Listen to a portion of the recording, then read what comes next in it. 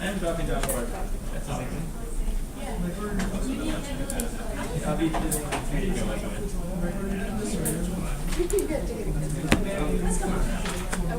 that's almost.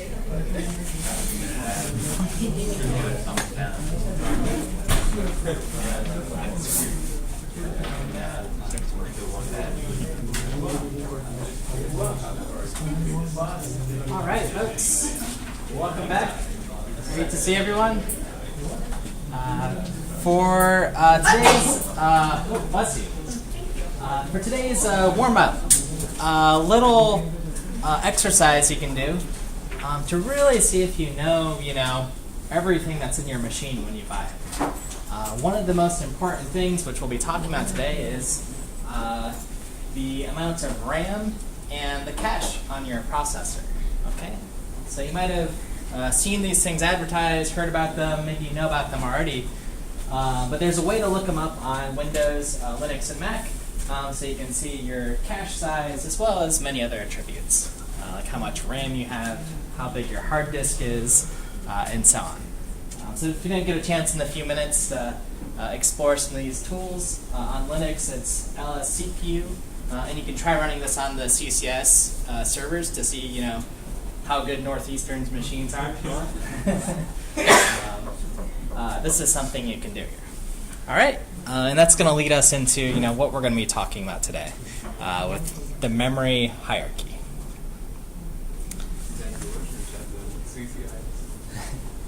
So course logistics. Make sure you get full. The lab should have been pushed as of a few minutes ago. The readings are getting out. There was a very large reading. 100 or so pages. The expectation wasn't to maybe read all of it, but that is sort of the guide for memory. It's about 10 years or so old, out of this gentleman who works at Red Hat, and it's titled nicely, What Every Programmer Should Know About Memory, by Erlich Dripper. 114 pages, and you can sort of use this as a reference as you're learning things about systems. A very nice guide. Otherwise, logistics homework 4 is out.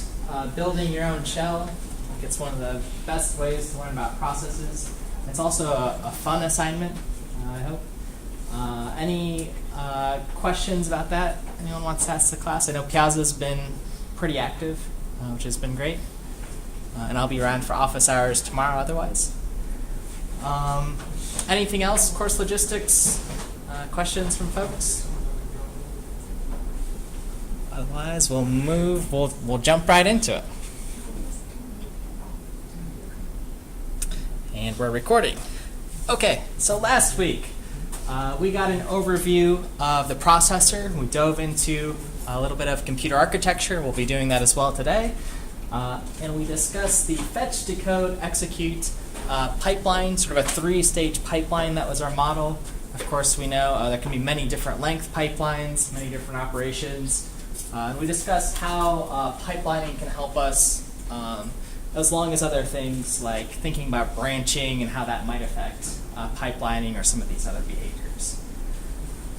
We spent some time discussing what makes up a process, the sort of ELF format, this idea of how we switch between processes and how our operating system sort of gives us this illusion of multiprocessing, right, with context switching.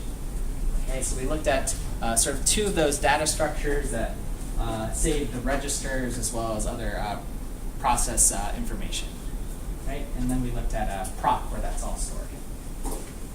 And finally, for our lab, which we worked on, we investigated the fork command and talked about parent and child processes.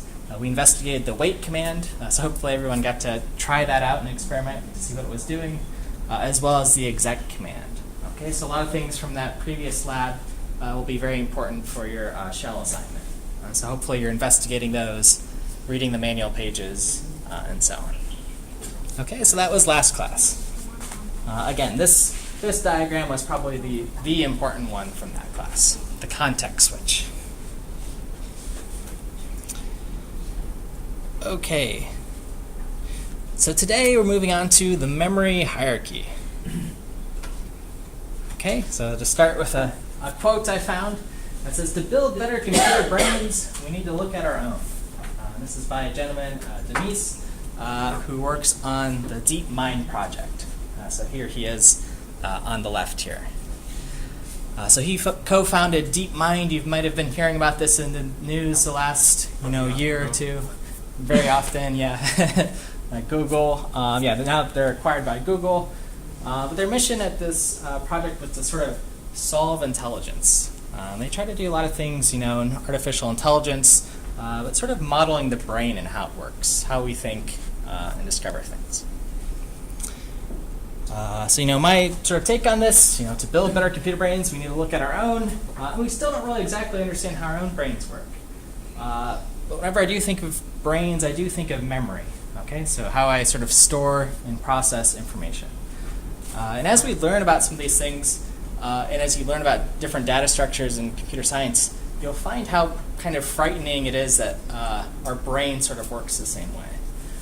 If you've ever said, "Oh, I can't, remember what it is right now," and then that thought sort of comes back to you like 8 hours later. Has anyone had that experience? And you say, "That was the name." Your brain's just sort of like indexing, just like on a computer. Same idea. Or at least we can use the computer as an analogy. Okay, so on brains. In memory, well, how do programmers access memory? We've looked at this diagram before.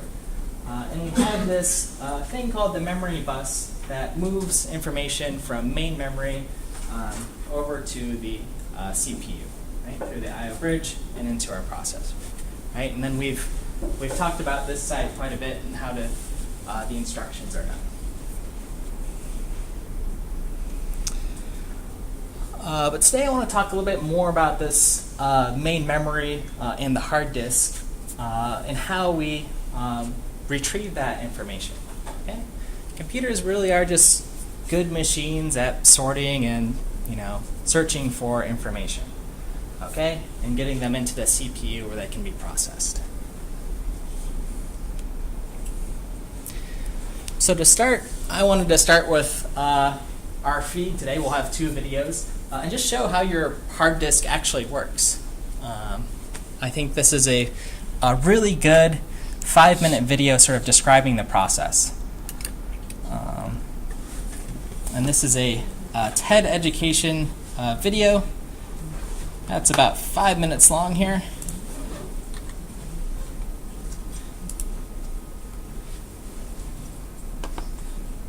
Let's see, make sure it's, oops, 1 second here.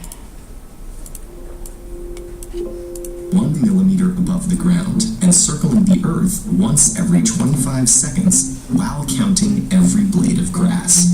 Shrink all that down so that it fits in the palm of your hand, and you'd have something equivalent to a modern hard drive, an object that can likely hold more information than your local library. So how does it store so much information in such a small space? At the heart of every hard drive is a stack of high-speed spinning disks with a recording head flying over each surface. Each disk is coated with a film of microscopic, magnetized metal grains, and your data doesn't live there in a form you can recognize. Instead, it is recorded as a magnetic pattern formed by groups of those tiny grains. In each group, also known as a bit, all of the grains have their magnetizations aligned in one of two possible states, which correspond to zeros and ones.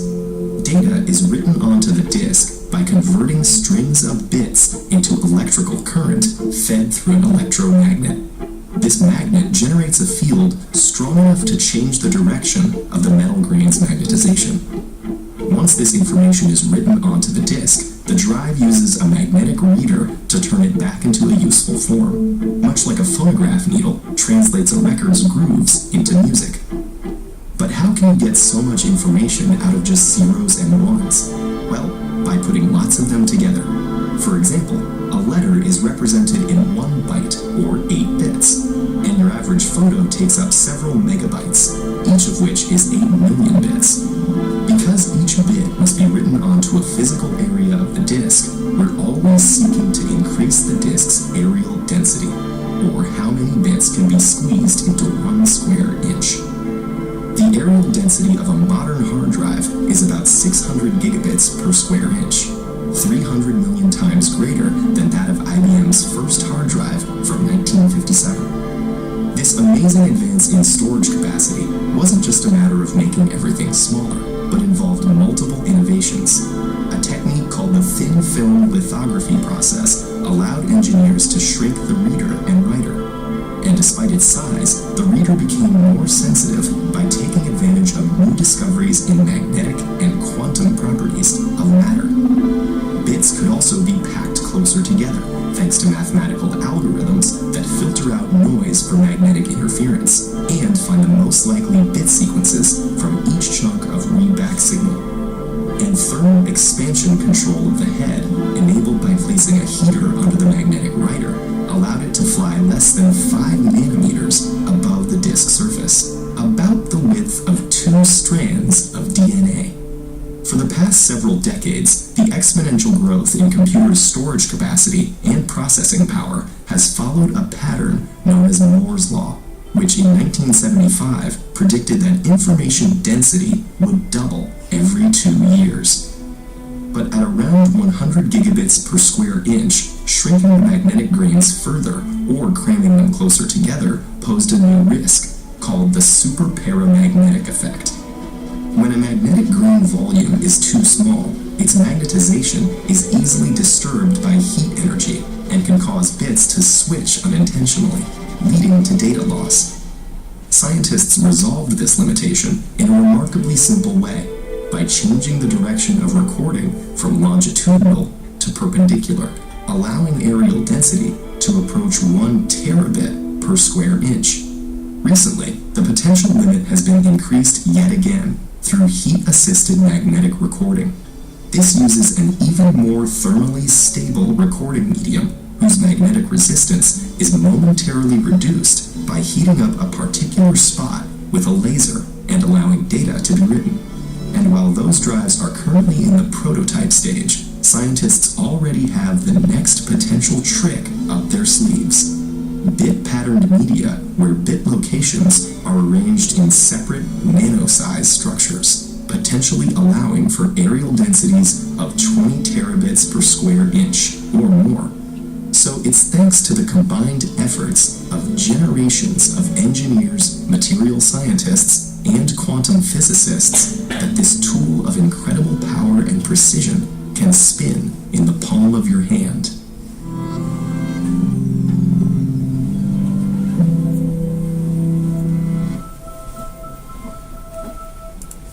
Yeah, so pretty cool video, right?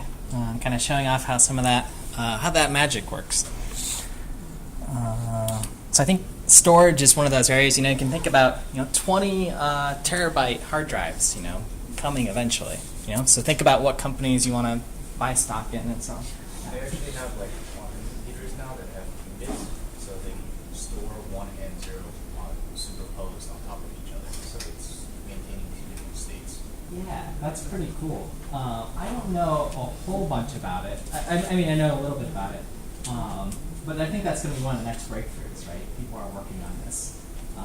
If you can get, what's that do to the capacity? Like that grows it by at least another order of magnitude, easily. Yeah, quantum computing maybe there'll be a separate course on that someday, so we can sort of get ahead of the curve. Okay. So in addition to our hard drives where we store all this information, we have other layers of abstraction for storing data in our CPUs. So we've learned about two places now where we can store information. Right? When we were in assembly, we learned about storing data in registers, okay, over on our CPU, and then we've known, or at least have seen now, our hard disks where we can store information. So just thinking about which is faster, what do you guys think? Do I want to store stuff in registers or in my hard disk? Registers, right? Yeah, you got it. If I haven't already said it, or you guys know, just looking at the distance here, sort of the naive way to say, yeah, registers are right here on the chip. They're closer to where that data gets processed, so it must be faster, right? It doesn't have to travel this distance. So when we have to go to disk to look for something in memory, that's expensive, okay? So we don't want to do that if we can avoid it. So this brings us really our picture of the day here, the memory hierarchy. You can find this picture on Wikipedia or any site that talks about sort of memory will have something similar to this.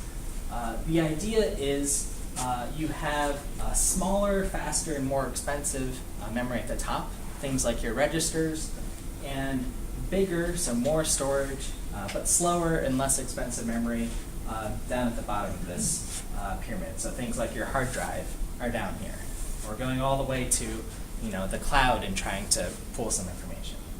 So we have sort of network, hard drive, your USB drives, your RAM, the processors, caches, and things which we'll talk about, and then your registers, which are very, very fast but expensive.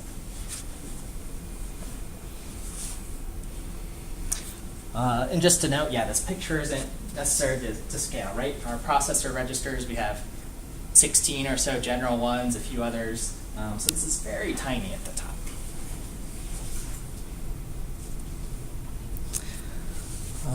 And another memory we've talked about at least once, or I brought it up, is our RAM. Okay, so this is some chip, something that you stick in to give additional faster storage than going to your hard disk. Okay, and there's two varieties: static RAM and, like this picture here, dynamic RAM. Okay, so just quick reminders on these. Your dynamic RAM, this is memory that has to refresh. Okay, right? It resets every time you turn your computer on and off. But it's less expensive than the static RAM variety. Okay. The static RAM, this is stuff that's usually on your chip. Okay, so it's on your CPU, and it's holding some of the next instructions that are going to be executed, and so on. It doesn't need to refresh, and it's very fast. Okay. So dynamic RAM, it's been around for a long time, right? We talked about how Intel sort of started as a chip and RAM company, pivoted a little bit.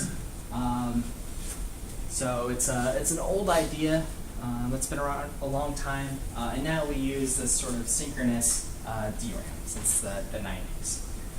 Usually when you're going out to buy dynamic RAM, you'll buy DDR SDRAM, or just DDR RAM is what you're looking for.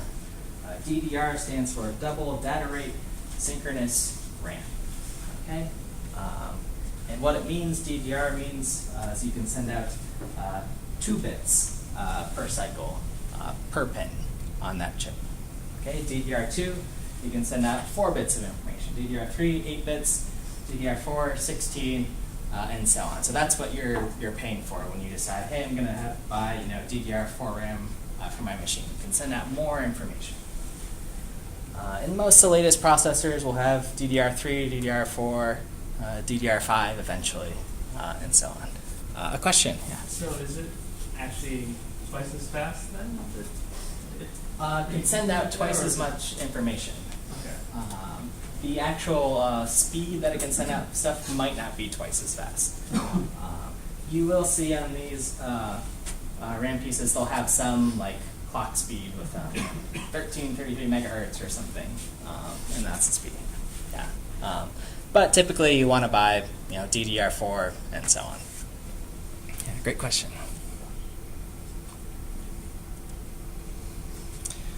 Okay, and jogging your memory. Remember non-volatile memories. DRAM, SRAM, they lose their information when they're powered off, right? Even the SRAM does, it needs power.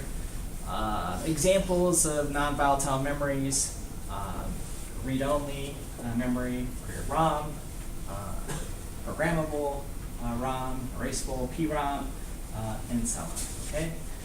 Flash memories themselves, EPROMs, those will wear out after about 100,000 erasings. Okay, so if you write information 100,000 times, on your flash drive or your solid state drive, it will eventually, you won't be able to write to it anymore. Does that scare anyone? We'll talk about in a later slide how that's avoided a little bit. Yeah. I was going to say, isn't there some technology that's helped that in the past maybe 5 to 6 years? Yeah. Most of your operating systems will do a good job. They won't write to the same location exactly 100,000 times.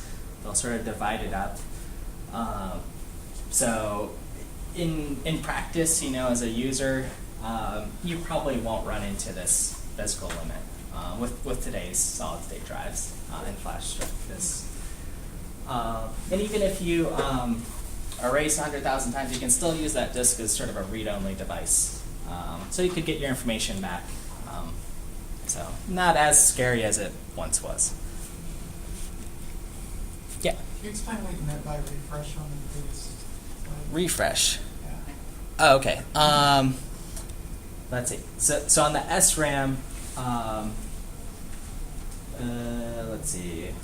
What did I talk about? Oh, loses information if powered off. That's all I mean. It needs some voltage applied to it. Oh, okay. Over time.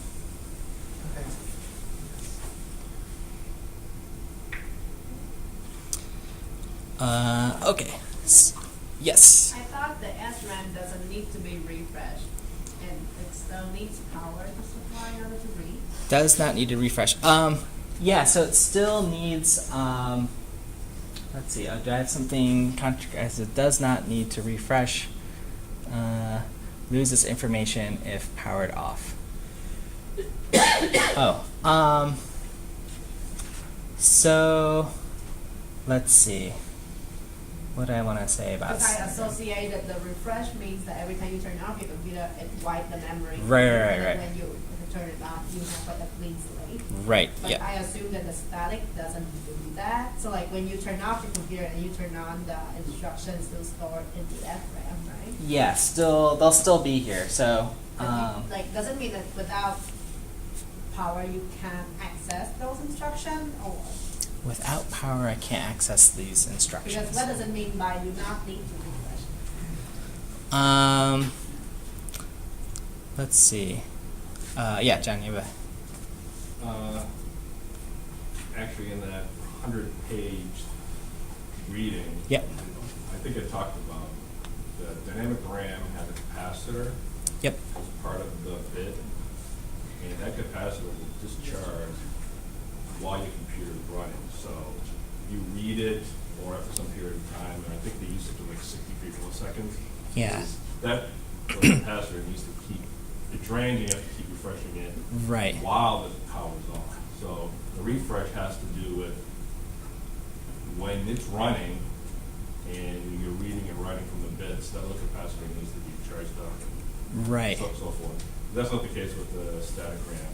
That has all transistor-based Right. and doesn't discharge. And when you power both of these off, they will just. Yep. So there's a difference between refresh and powering off. Yep. Yeah. Perfect. Very concisely. Yeah. Hey, thanks. I practiced. Okay, cool. So good with that explanation and refresh. And okay, perfect. Okay, so what I want to say here, non-volatile memory. Okay, so these are the information we don't want to lose on things, right? So your hard drives here, solid state disks, various security systems, your graphics accelerator, network cards, and so on.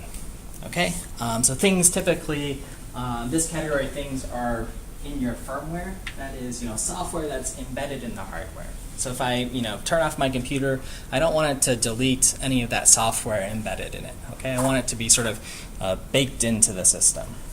Okay, because a lot of these things, like for example, for your graphics accelerator, has some software built into it, so it knows how to talk to your CPU.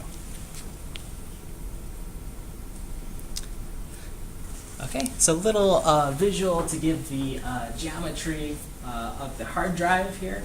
Some of the important pieces that we saw from the video as well. Here's the platter. That's where the ones and zeros are written onto. The actuator arm, which moves around, and the read-write head that's reading in the individual bits. You have your power connector here, and then the spindle, which spins it around. Okay.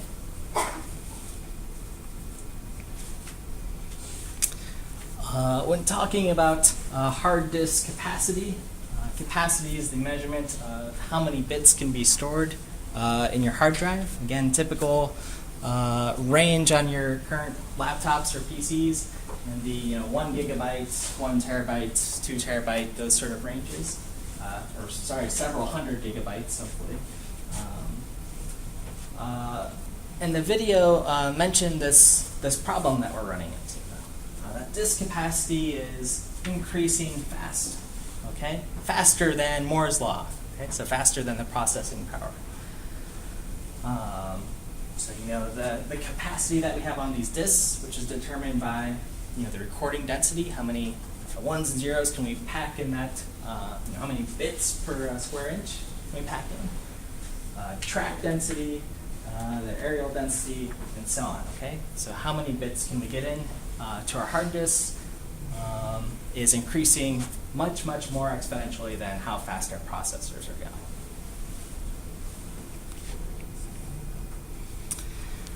Sort of looking at the disk from a top-down view, the disk is partitioned into several tracks. So here are the tracks here in yellow, where they're recording information. There's several zones. Those are in the purple here. And individual sectors. So these sectors going along here. Okay? And that's where we're writing information into. Now how it works is your disk is spinning, and you have your read-write head here, and it's moving around here to read from the appropriate sector and track and so forth, okay, to get your information. So it's an actual moving mechanical device on your hard disk. Okay, so a little example of computing capacity. How would you figure out your actual hard disk capacity? Well, it's the number of bytes you have per that sector multiplied by the average number of sector tracks, the number of tracks over your surface, number of surfaces per platter, and how many platters you have per disk. Okay, so that's just an example of computing capacity. If you can fit 512 bytes per sector, 300 sectors per track, 20,000 tracks on a surface, 2 surfaces on your platter, so that could be the top and bottom, and 5 platters on the disk. That's for 30 gigabytes. Okay.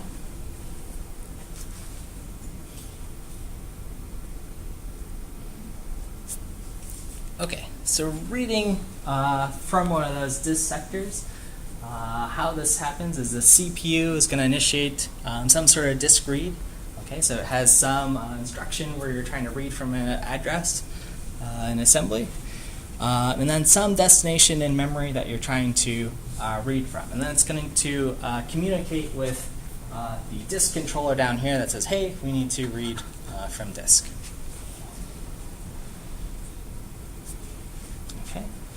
So then a disk read takes place. So working from left to right, we've read here from this location.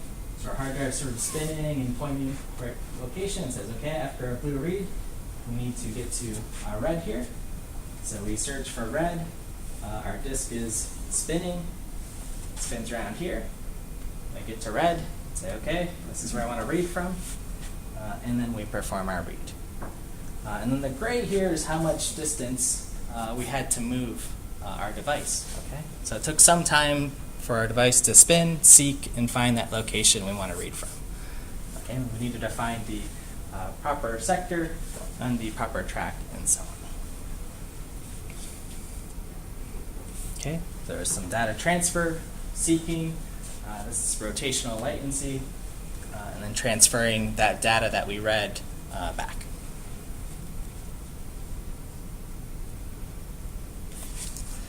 Okay, more views of the disk geometry. Just noting that you might have several of these platters here, and that when you're reading, you can read from both sides of the surface from that arm. Okay, so we're packing a lot into that disk drive.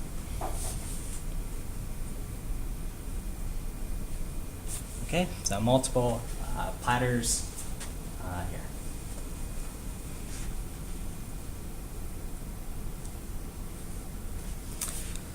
To get an idea of the performance of how much does it cost if I want to read from disk.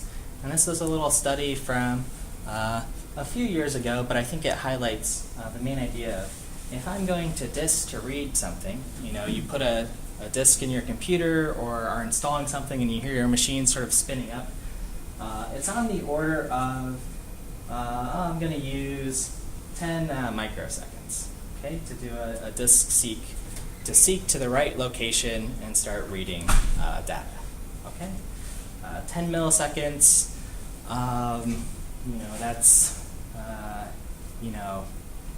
faster than you blink. It's faster than a pitcher throws a baseball to the mound. But, you blink at about, 30 milliseconds. Okay, so you can kind of imagine that for reference. Okay, so this is kind of expensive when we think about computers and they're fast and all this. Versus if I go all the way up, I don't have registers up here, that's too fast. But we'll pretend L1 cache is similar to register. That's 0.5 nanoseconds. Okay. Nanoseconds are 10 to the 9th second. Milliseconds 10 to the 3rd. Right? So very fast. Okay, so registers are very, very fast, many orders of magnitude faster. Another fun thing to look on here is a branch mispredict. Okay, so we've talked about how jumps are expensive. How expensive? Well, this is 5 nanoseconds versus 0.5. So about 10 times as expensive. Okay, so if we're doing lots of jumps, that's expensive, right? We could think about making our program 10 times as fast if we're truly optimal. All right, so is that, yeah? What do you mean by jump? Like jump statement of assembly? Yeah, jump statement and assembly. In sort of terms of C code, anywhere you have a if statement, right, and you're making some decision, that's implemented by a jump in assembly. Or anywhere you have a loop, it might be jumping. A function call, perhaps. Say you have a code base that's 1 million lines of code, and you're jumping from some function that's stored here, way to some other function, and executing it. That's a jump. That's not a mispredict, but it's again moving a far location. So that gives some idea.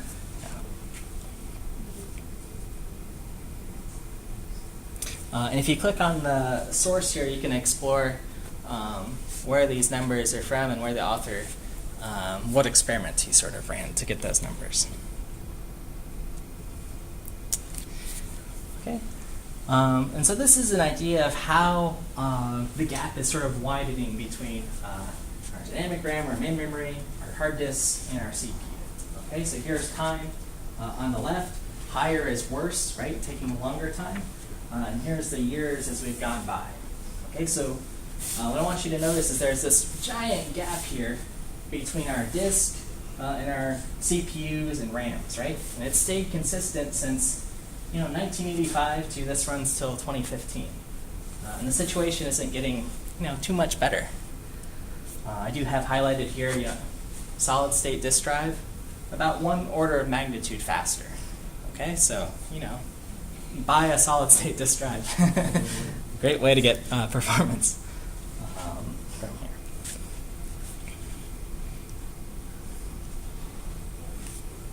Okay, so thinking about our read speeds, if we can read data sequentially, that's very good for us. Okay, so if I rewind a few slides to here, if I can read things sequentially, I don't have to cover this distance, right? I don't have to move as much. I can just read the data in nicely. Okay, we don't have that rotational latency. And that's going to be one of our sort of common themes today, putting data close together. The hard disks, they do spin really fast. These are some numbers I have at 5,400 or 7,200 revolutions per minute. So that's very fast for the tiny spindle. But that's still slower than CPU speeds. Okay? If your CPU is operating at 4 gigahertz, that's much faster. Okay, so we have this CPU to hard disk, got some latency. But we're going to fix that by adding in different memory types, like the RAM, for example. Okay.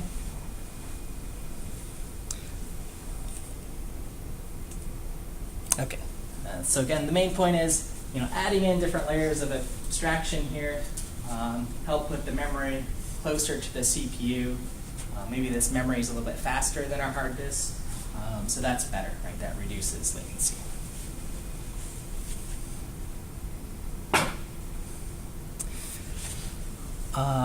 Just a little aside that things when we talk about hard disks, they're still broken down into surfaces, track, and sectors when you're actually sort of locating where in memory something exactly is. But they're usually referred to just as logical disk blocks on your modern hard drive, or if you search. It still gets broken down into this couple of what surface is it on, so which ladder, which track, how far in, and then which sector around that cylinder. Yeah.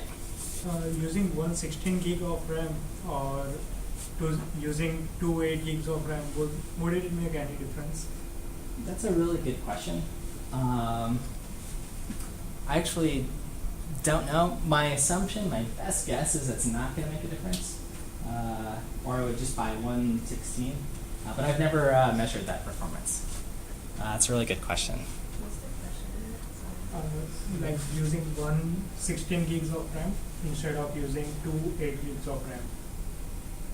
Which one's better? Yeah, what do you guys think? Thoughts on that? I think that it totally depends on what kind of application you are using. So if it's using threading, so basically having 2 different RAMs would be better in that way, so that the task can be divided. And like the megahertz that you'll be having of RAM, so basically it will be a fast process. Otherwise, it is like a big application like Chrome. So I think one is enough. Yeah. Thoughts on that? I don't think that 2 RAMs will make any difference, but there is something called dual channel memory. Mm-hmm. If you're using a dual channel memory, that would actually make a difference. Okay, yeah. So it might be some use case. Yeah, thoughts? We have limited number of pins. Yep. And the data that the bits we transfer are also limited. Mm-hmm. So 2 RAMs will give more channels to transfer the data. So should that make a difference? Potentially more channels. All the motherboards do not actually support the dual channel memory thing. So there are some motherboards, they tell you that if you put the memory sticks in slot 1 and 3, it will be like in dual channel mode. So you can look at dual channel memories. Dual channel, yeah. Let's do a follow-up on Piazza. I'm not 100% sure. There's going to be some trade-offs, right, depending on what the motherboard supports, what the application is. That's a really good question. That's a good research question. Yeah. Final thoughts? Yeah. So this defragmentation makes things faster, right, for the hard drive, because you're basically placing all of the memory blocks like basically near each other, right? Yep. So that makes it so that the head of the hard drive doesn't have to traverse that much to get to the next data. Yeah, it doesn't have to traverse as much, and then when you allocate memory, it's got more room to play with. Is there any advantage to doing this defragmentation for solid state? I think similar, definitely on the allocator part. If you're allocating, I think the same rules apply, at least for allocations. So defragmenting is almost always good. I can't think of many reasons not to do it. Yeah. What exactly is defragging? Just moving the parts of your memory closer together? Yeah, we'll learn exactly what it is maybe in 2 weeks when we build our own allocator. Yeah, then you have to do it. Yeah. We'll get there, don't worry. The memory hierarchy. All right, so reading from a disk sector, again, just to kind of close this loop, goes down into the disk controller, performs a direct memory access, and then it brings it up into main memory, your DRAM or something. Okay, your 16 gigabyte stick or two 8 gigabyte sticks there. As soon as that's complete, the memory's been read in. The CPU's sort of alerted and says, hey, that data's available, and an interrupt's triggered. Okay, and if you remember what interrupt is from our previous class, that's a signal sent to the CPU that some event needs attention. Okay, so it's one of those exceptional control flow mechanisms. So our kernel goes in and says, hey, we need to take care of this. Okay, and interrupts can have different priorities. Okay, so that's what this thing is.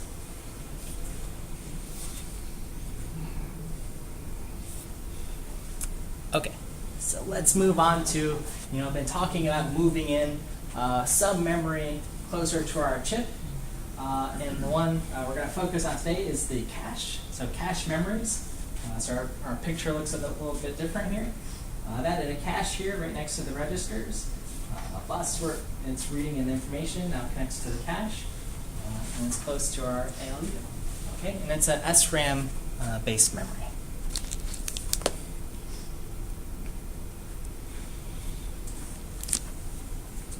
Okay, so here's sort of what our picture looks like now. I've just sort of glued this image right on top of it, and you see the cache here. And what's nice is, I talked about this bottleneck in the last lecture of our bus, only being able to sort of talk to one of these devices and pass information back and forth. But now our cache is just, right up here, so it doesn't have to get sort of blocked by these other operations, right? We can just look in the cache first and say, is it there? Is the information we need? And then process it. Okay? We don't have to go all the way down here and then say, oh, wait a second, the graphics card's trying to do something. Wait, and then go to our disk. Okay?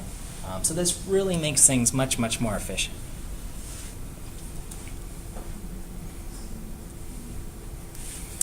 Okay. Yes? When you use something in your cache memory, how do you know if something has changed? We'll get to that. There is a little bit that's indicated that is it valid or not.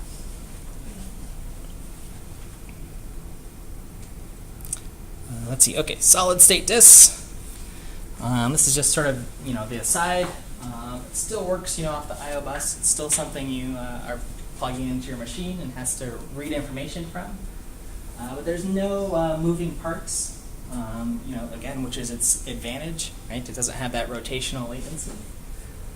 It's made up of pages, which are fixed size blocks of memory that you read from. It might have a variable number of blocks within it. and the hard disk can write anywhere within. Okay, 1 page at a time. And as I mentioned, it will wear out, but there are mechanisms to sort of write to different places in that hard disk over time, so you don't just wear out a piece of memory. Okay. So from your I/O bus, you have this flash translation layer that writes into one of these blocks in your SSD, your solid state disk.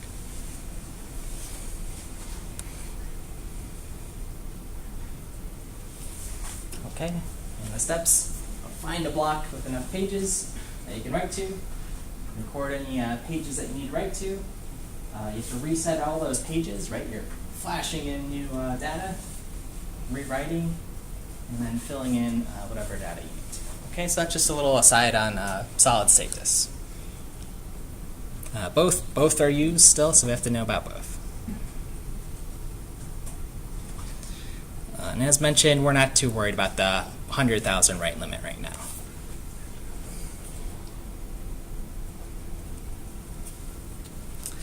So a little summary of solid state disks versus rotating disks. SSD, no moving parts, much faster.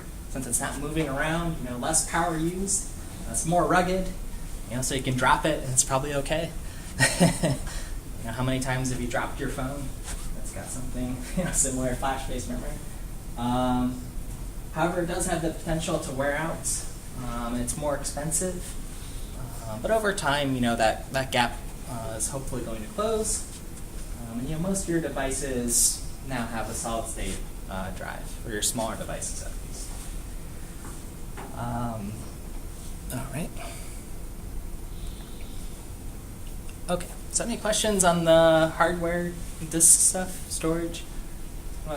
Fun and very active area in architecture. But now I want to shift gears to locality. Okay, and what's that? This is the principle of locality. Okay, this is that programs tend to use data and instructions with addresses near or equal to those that they've used recently. Okay, so this is a very important principle in computer science, especially for performance. Okay, and this sort of makes sense if you think about how many programs you write that have loops, and you write one instruction and then what you think will happen next. Sort of how we think, or and so on. Okay, so principle of locality. We try to take advantage of that. The principle of locality has 2 forms in which we think about it. Temporal locality, that is something that's recently used, so temporal in time, is likely to be referenced again in the future. And then spatial locality, so items with nearby addresses tend to be referenced close together in time. Okay, so temporal, this is sort of using the same piece of memory over and over again, and this is spatially. You can think of like an array. If I'm, how often do we iterate through arrays? Fairly often. So if I access this point, I probably access the next point as well.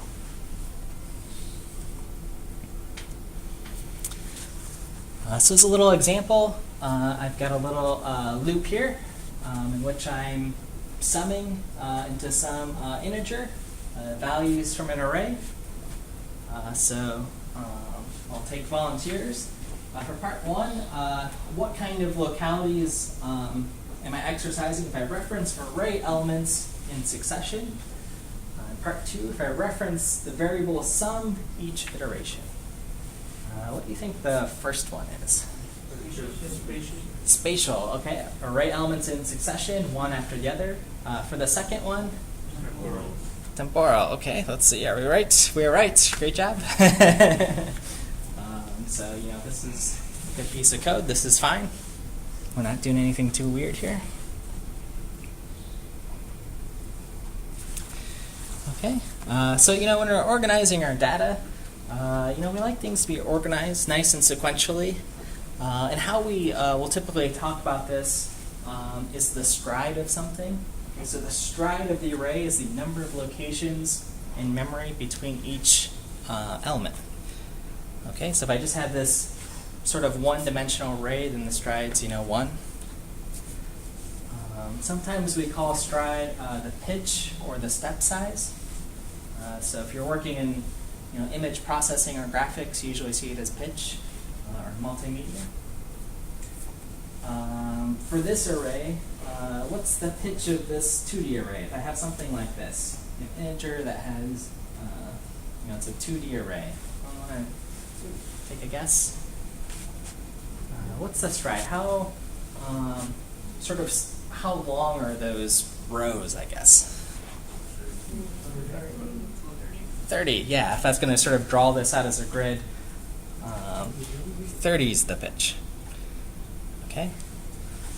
And of course, this varies depending on how our language or architecture. So if it's row major, so if I think of these as rows, a row is 30 elements long, then 30. If it's column major, then 20.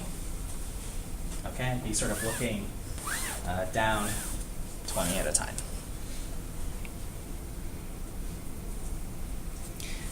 Okay, so another little exercise to see if this code has good locality. This is summing an array of rows, and I'm iterating over some array that's been passed in I by j. I'll let you think about it. And you can use this as a visualization if it's helpful. These are the rows, and then the columns going down.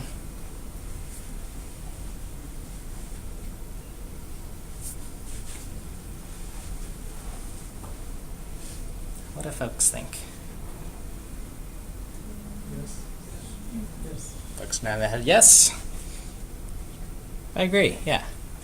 Yeah, so for reading data, right, we're iterating through one at a time in this direction. Incrementing by j. And when we perform our next read, we do a nice sort of read here, one row along the time. Okay, so our pitch is whatever this length is. 1, 2, 3, 4, 5, 6. How do we know if it's row major or column major? Depending on which one's the other. We would know,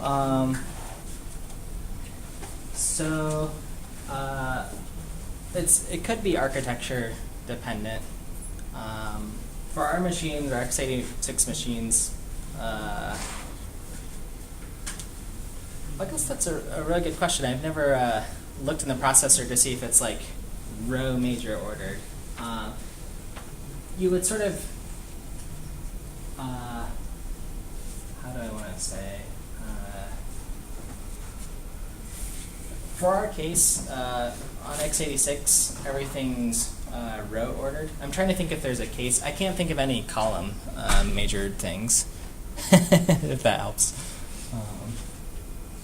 I think actually if you use the Windows defragmentation tool, it always goes like left to right, up to down. Okay, yeah. So that might be one way to know visually how it's sort of clearing through.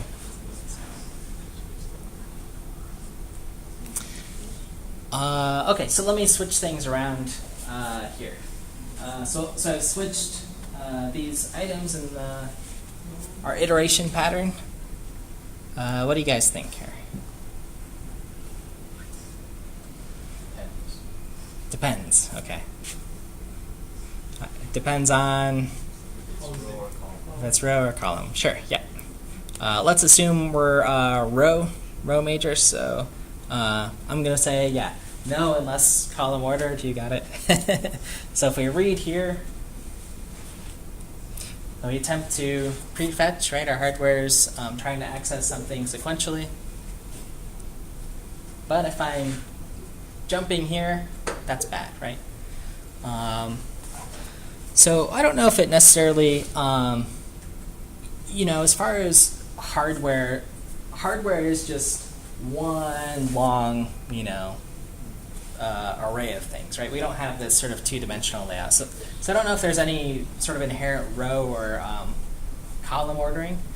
The key is if we're jumping, past our pitch for every axis. So if my pitch is 6, this is to answer your question, Ann, and I'm jumping more than 6 times or 6 addresses, per access, that's bad. If I'm only jumping one at a time, that's good. So that's how I sort of think about the access patterns.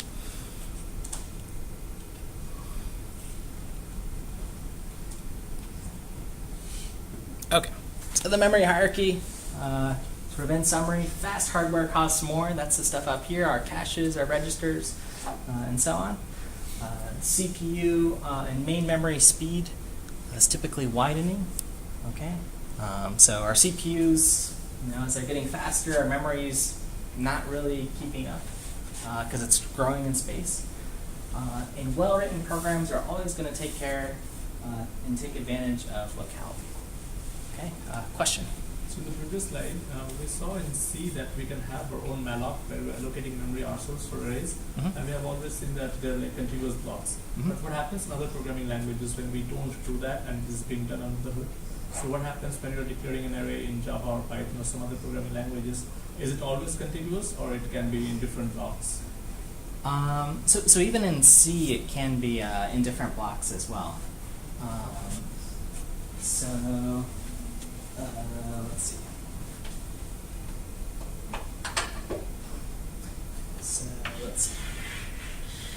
So pretend this is our memory, and we're mallocing. We're sort of taking, a chunk and claiming it here and here.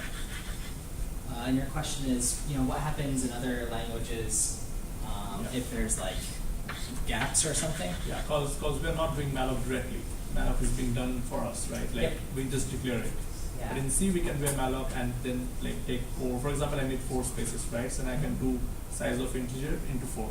Yep. So then I'm getting 4 contiguous memory locations. Yep. But what happens in other languages where I'm not doing directly malloc? So does it always give you 4 contiguous blocks or does it give you different blocks?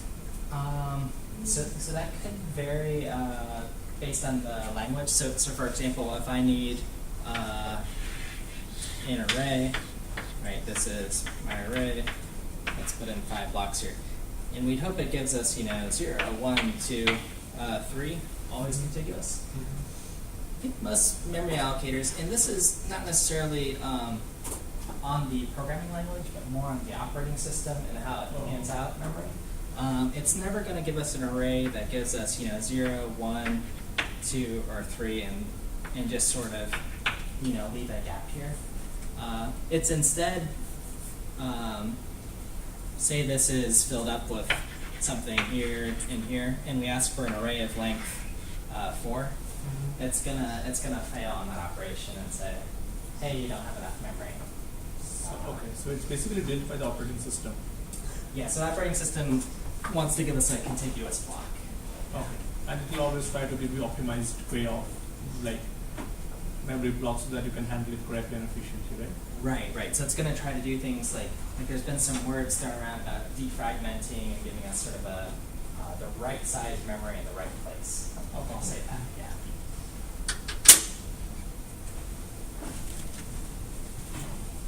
Yeah, this is great discussion for what's coming up in our memory allocators when we build them. Okay, with the memory hierarchy, I want to give a 10-minute break until 7:07. So you can grab a snack or whatever, and then we're going to hop into caching.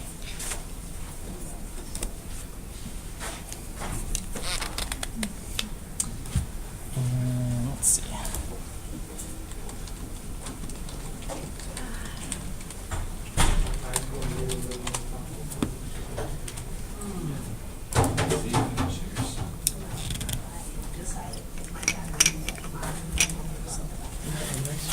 Yes, what's up? It's about the last lab. I just have a question regarding this. So integer file status, we're declaring it here, right? And here we're sending weight and child status. So what will be the value of this child status over here whenever I'm sending? And how does it like? I tried to figure it out. Just give me some hints. Yeah. I tried, yeah. So someone posted one Piazza post It's there. Maybe I didn't check it out. about weight, yeah. So how child status gets its value. Well, when we're passing in into that integer, remember if we have ampersand, that means address of. Yeah. So address of wherever that memory exists. Okay. So it's a copy of So it's taking in a pointer, essentially, Yeah. right? And so it's going to update child status. So that's how we can access child status now. Okay. So child status is like it's initial. So is this a kind of like keyword? It's not a keyword. So I can name this anything I want. I can name this anything. So if I send this and this, then like this is just a variable, right? How is it affecting the weight? So it's not affecting the weight at all. It's going to give us some information back. Right? I'm still confused. Okay. Please explain it a bit. I tried for like 5-6 minutes before. Like I tried for half an hour before the class was going today. Let's see. So if I tried even printing these things. Like if I'm just Have you read the man page for weight? Man page of child status or no. So there's nothing called child status, right? So man page for weight you were saying, okay. So they just call it status, right? Okay. And this is equivalent here. So wait essentially is a system call, okay? Wait is a system call, okay, yeah, that makes sense. Yeah, so system call suspends execution of the calling process until one of its children. Okay. So call wait status is equivalent to this thing here. Okay, so this is what we do, wait, except I called it child. Yeah, that's okay. You said it's not a keyword, yeah. Yep. Okay, so wait PID, so this is what we're using now, suspends execution of the calling process. So that's our parent. That's going to stop. Okay, so it can be any variable. I have to just send a variable over here. Yep. And then, so the value, okay, so this gives us some hints if we want to get the status back. Okay, so if I call this function, so this is a macro, right? Okay, so yeah, this, all caps, yeah. W, if exited, and then whatever status is, so child underscore status, this returns true or 1-0 if the child terminates. So that's how we get that. Can use this status for doing other things as well. Absolutely, yeah. Okay, that is why it's relevant. Otherwise, I'm just thinking, why am I sending address of variable and like not doing anything else? Yeah, so we might want to know, for example, in our parent process, if the child has terminated, right? Because our parents might want to do something with that information. Right? Might want to say, hey, this failed, try it again. Those kind of things. So those values are getting stored in this? Yeah. Okay, because in this program we're not doing anything with it anymore, so we're not finding it relevant, but in other programs we might need to use this thing for doing something different. Yeah. Okay. I'll make a little note. I'm just going to modify that example. No, it's okay. Do something with it. No, yeah, because I was like, why am I doing this and how is it even relevant? I was thinking maybe it is like getting initialized to some value and we're just like storing it, so I was confused. Yeah, thanks a lot, I got it now. Yeah, okay, perfect. Let me. Yeah, Sure. okay, this one. Okay. I just wanted to clarify about this.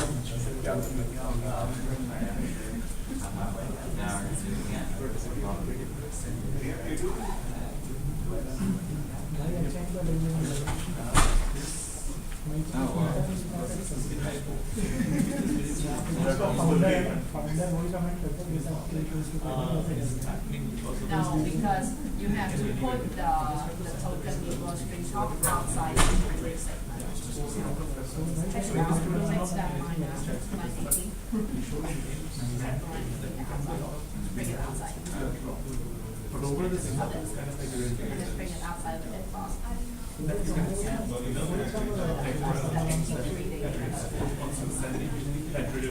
Okay, so this is saying Yeah, so you read the next token equals the beginning of the next one, and then it's back, right? And then if it's not right, that's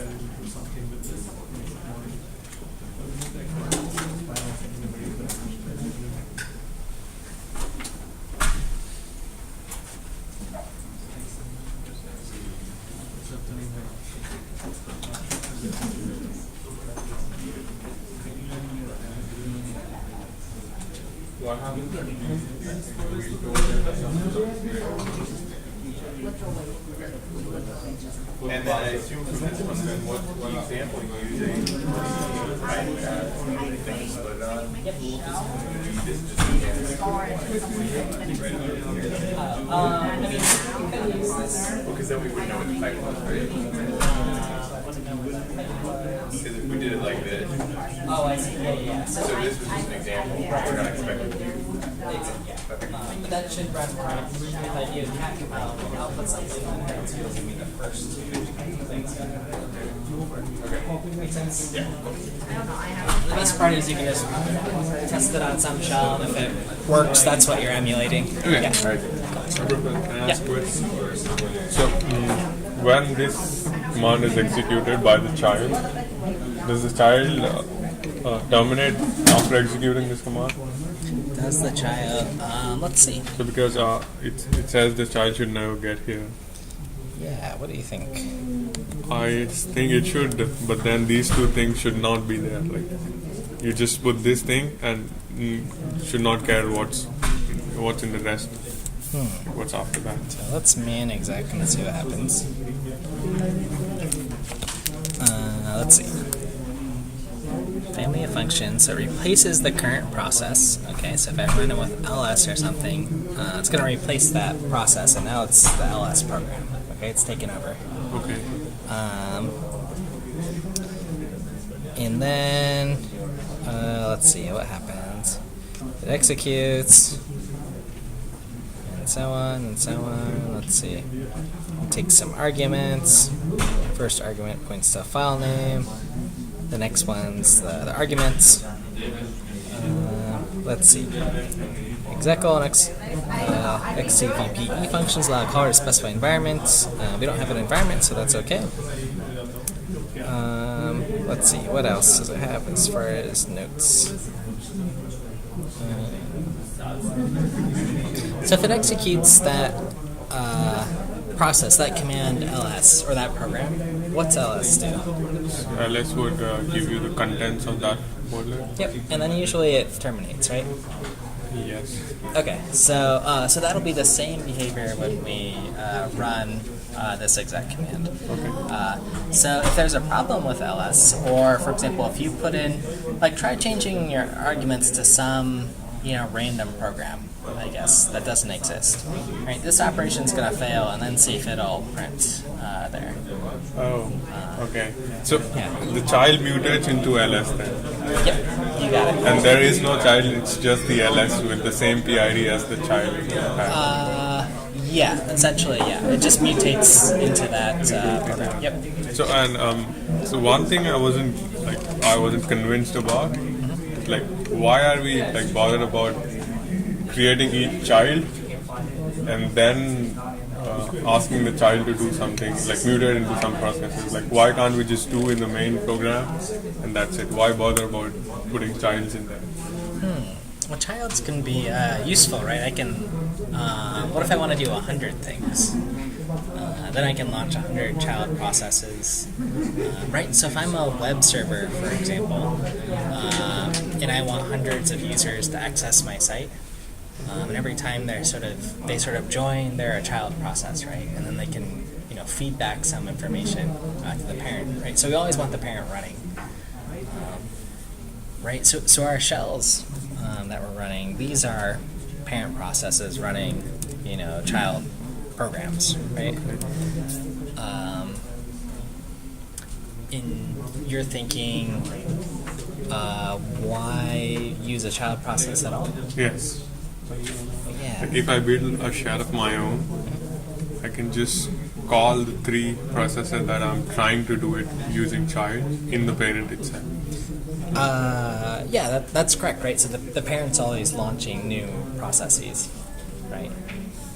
Instead of that, if I put in there, like, read the line, read the command, and whatever the command says, do that, and then keep in the while one loop. Do that in the while one loop.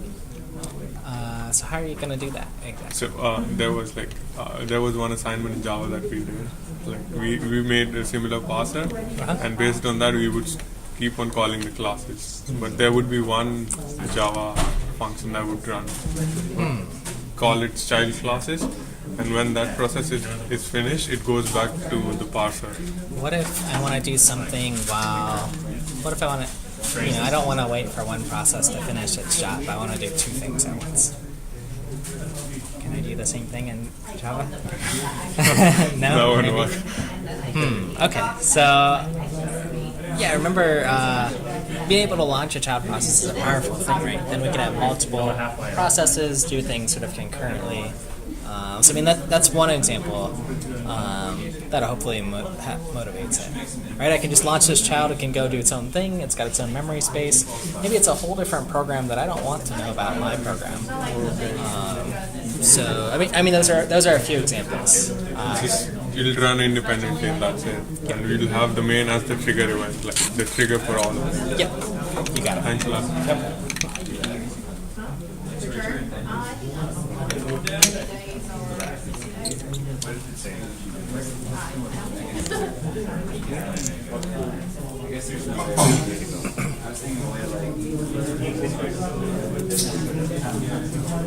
All right, folks. Let's move on to the cache. So this is part 2. Cache, the French word for hidden. Little fun fact. Okay, so what is the cache? The cache is this smaller, faster storage device. And it sort of acts as a staging area for a subset of data in a larger, slower device. Okay, so we've talked about this larger, slower device. That's the hard disk. And we wanted that sort of intermediate that would be faster, that could talk to our processor. Okay, so for every level in the memory hierarchy, every level here, there's typically some cache or multiple caches at those levels to sort of pass around information. Okay. And this works in the memory hierarchy because of locality, right? Because typically when we're running some program, processing some data, the stuff what we're going to process is usually sort of nearby and close and just a small subset, of the actual, system, right? We're not trying to typically access 1 terabyte of data at a time. Okay? Just a small part. Okay, so with that we can take advantage of having these smaller, faster memories. Okay, so the cache on the hardware, we saw how we added it here in our diagram. So when the CPU is executing instructions, it's going to look in the cache first. Okay, so it's going to look here first and see if it has the actual address of something here that it can load into a register and then execute. And if it doesn't find it, well, then it has to go on this long journey through the system bus, the I/O bridge, to main memory, maybe to the hard disk, and so on. And we saw how much performance that cost. Okay, so some general cache concepts here. So here's a little example. Here's a cache, which is my sort of small fast memory here. And here's our main memory. It's big. It contains, most of our data here. Okay. So the two of the main concepts with caching are this idea of a cache hit and a cache miss. Okay, so cache hit, that means data is requested and it's in the cache. Okay, and I'll show an example of that. A cache miss is data is not in the cache. It has to be fetched from main memory. We didn't find it in our small, subset of memory. So ideally, if we're doing a good job, we want a lot of cache hits. Right? We want to find it in our small, fast memory. Okay, so if we're getting a lot of cache hits, that's also, some way to quantify, our locality in our program.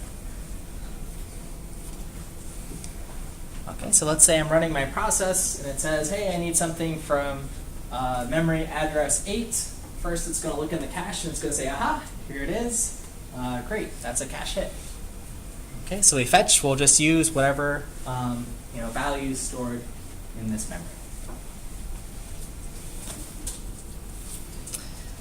if I try to load some address from 0, I first look in my cache. I say 0, 0, 0, 0. Uh-oh, didn't find it. You know, it must be somewhere. So I'll look in main memory. Here it is. Okay, so we didn't find it. So we have to fetch it from main memory. We move it into the cache. It was a cache miss. But now it's in the cache if we need it, right? And we moved it up here because, you know, if we accessed it once, temporal locality says maybe we'll access it again soon.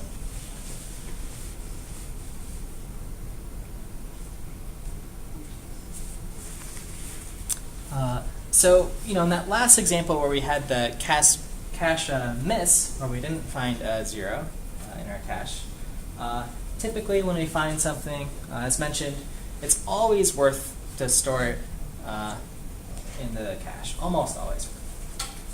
Okay, and the exact algorithm for placing something in the cache, it varies. There's several, and it depends on what policy you have. Okay, so there's different policies on how do I move something, how do I move some information into the cache, you know, which specific position does it occupy. Okay, so these policies are known as placement and replacement policy. So your placement policy determines where blocks of memory go in the cache, and replacement policy determines which blocks get evicted if we run out of room or have to move something out. Okay. Now for these policies to be really effective, they have to be very simple. Okay? Because if we have this sort of, you know, complicated policies, that takes processing power, right? And our goal is to be fast. Okay, we want to do things fast in the cache.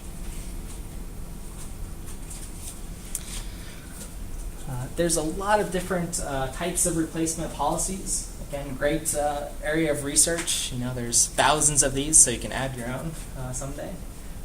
You know, it could just be random. You know, just randomly remove something and put it in the cache. You know, that could be an algorithm. The one that's typically used is least recently used, LRU. That means you move out the youngest item in the cache. Okay. Let me show an example of LRU. But these cache policies can range quite a bit. Right, the goal is to learn and figure out how you're accessing data. Okay, least recently used typically does a good job. Some sort of showing in time. This is our cache, where it starts out. These are just some values I'm loading up. A. In the 0 parentheses is sort of showing the history. Okay, so 0 is the first access, 1 would be the second, 2 would be the third, and so on. So here I have my cache, it's nearly empty. I load A, so I put it in the cache right away. I load in B, this is the second thing I've done, so I've got a B1 here, put it in the cache. C, load it in as well. Again, sort of keeping track of the history, so 2. D, load it in. So far, so good. 3. Okay, so I'm coming up in our history here. And now I want to load in something new. So E, this is the 4th access.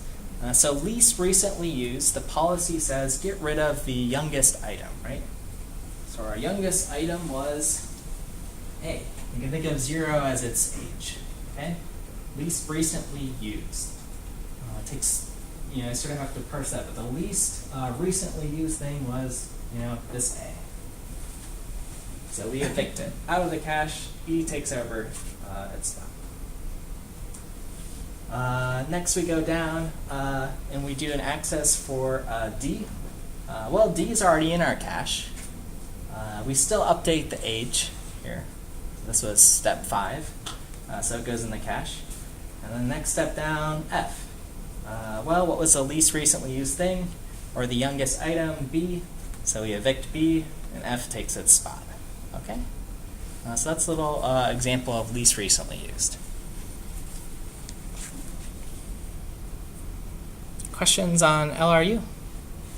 Is this on reads and writes to say memory, or is it if you're only reading from memory? There's different policies for reads and writes. This is for reads and writes, though, for this example. Anytime I'm touching memory or changing something. So it's possible that your like L2 or L3 cache could have a write that hasn't been written out to memory.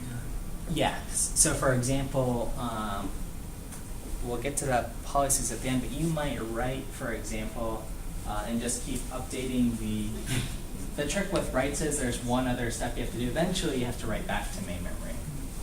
But the principle is the same. If it's in my cache, it's the newest thing, so I need to update it. Yeah. Is there another question? Yeah. How do you take care of the age? Age? Age bit? Yeah, so something's got to be keeping track of this age bit, right? And this is typically in the firmware, right? This isn't something that I've programmed. But you need extra memory for that? Yeah, so something, yeah. So there is bookkeeping, right? So that is it in the cache itself or is it outside? This is embedded in the hardware, yeah. I mean, that In the cache, yep. Yep, so, yeah. So it's embedded in the hardware, so this isn't something I can, write a program for and say, hey, actually I don't like that chip that I bought, I'm going to change the policy to random. You're stuck.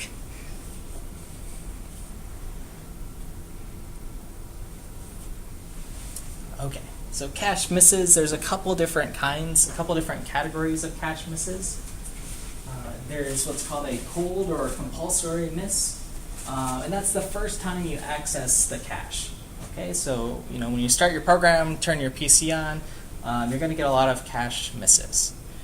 Okay, so if I go back to this example, even when I put A in here into the cache, that was a cache miss, right? A wasn't in the cache previously. And we call that a compulsory miss. Okay, so that was one. The second is capacity miss. That means the set of things you want to keep, your working set is larger than the cache itself. Right? The cache is small, right? We might not have enough room for everything. So that's a capacity miss. And number 3, conflict miss. This occurs when the level K cache is large enough, but multiple of the data objects map to the same block. Okay, we'll see some examples of this. But let's say in this example I wanted to add in something else, G, and whatever my algorithm is that sort of figures out what block it is. It maps in, and then I map in something else, and it just keeps kind of mapping to the same spot. Okay? If I keep mapping to the same spot by some algorithm, that's number 3. That's a conflict miss. Yes? That was on the left side, this E, when you start overriding. When I start overriding, yeah. Is that considered a capacity miss? This is a conflict miss. There was a conflict. So it's true there wasn't capacity for it, but it overwrote something. It's capacity miss, right? Because it got full and then we replaced it. Capacity miss. Could you explain the conflict miss once again? I didn't get what is written. Okay, occurs when level K cache is large enough, so it's big enough. Okay. First of all, what is level K, level L? Let me. Yeah, this isn't a great drawing for those 3. I can fix that though. Let's say my cache has 2 spots to put something in. So I write in A, and then B is getting ready to be written in. But whatever my algorithm is, whatever my policy is, if it says that B must go here, well, there's capacity for it to go here, right? But it says, hey, I have to go here. Okay, so that's a conflict. Capacity is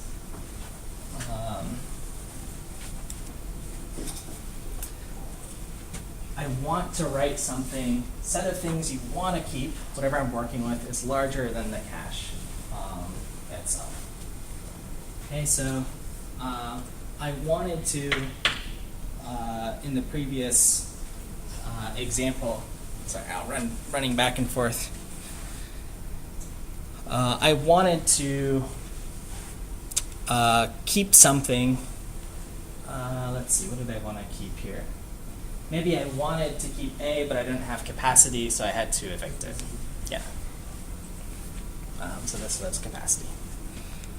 Conflict is, if this had been empty and I still overrid it, then that's a problem. Okay, so does that clear for everyone? The three different types. Cold compulsory will happen, the first time you're writing something in, your cache is empty. Capacity, I want to keep something, but I can't, I've run out of room. Conflict is, there is room, but my policy or algorithm says, hey, overwrite something else that's in the cache. Okay, so conflict misses are especially bad. Yeah. So are all your times you put something into the cache going to be one of the misses unless it's not the very first item, the rest of it, the rest of it's, those are the only times you don't miss when you're filling in the cache for the first time, it's not the first instance you're accessing? Anytime I'm putting something new into the cache, that's a miss. Because it wasn't there before. Okay. So that's the way to think about it. So if I sort of run back to, so this is the cache hit. Yep. That was a brain question. Oh no, that's a good question because I think this is new and we'll look at a few more examples as well. So slow me down if it's a lot of different policies and algorithms and so on. So let's do a little review. This is from not me, but from John Lakos. And he's one of the experts in caching memory allocation. He has something called the Lakos rule, which you can look up. Or I'll Google during the break. I don't remember it offhand, but he's quite a famous guy. And he presents at a lot of these conferences, like the ACCU. All the talks are posted for free, so I like to use them in class. And this is where a lot of experts do cool things. So he's going to talk about allocators and give a little review of what we've just talked about, and then we'll run through some more examples. All right, so this is John Lakos. Sound good? Okay, what is main memory? Now, in full disclosure, I spent a lot of time trying to optimize this talk so that I could communicate information. So, here we have main memory and a CPU. But when I started, I was a little, how you procrastinate a little bit when you get started. So, this is my CPU's actual, the core, the thing that does the thinking.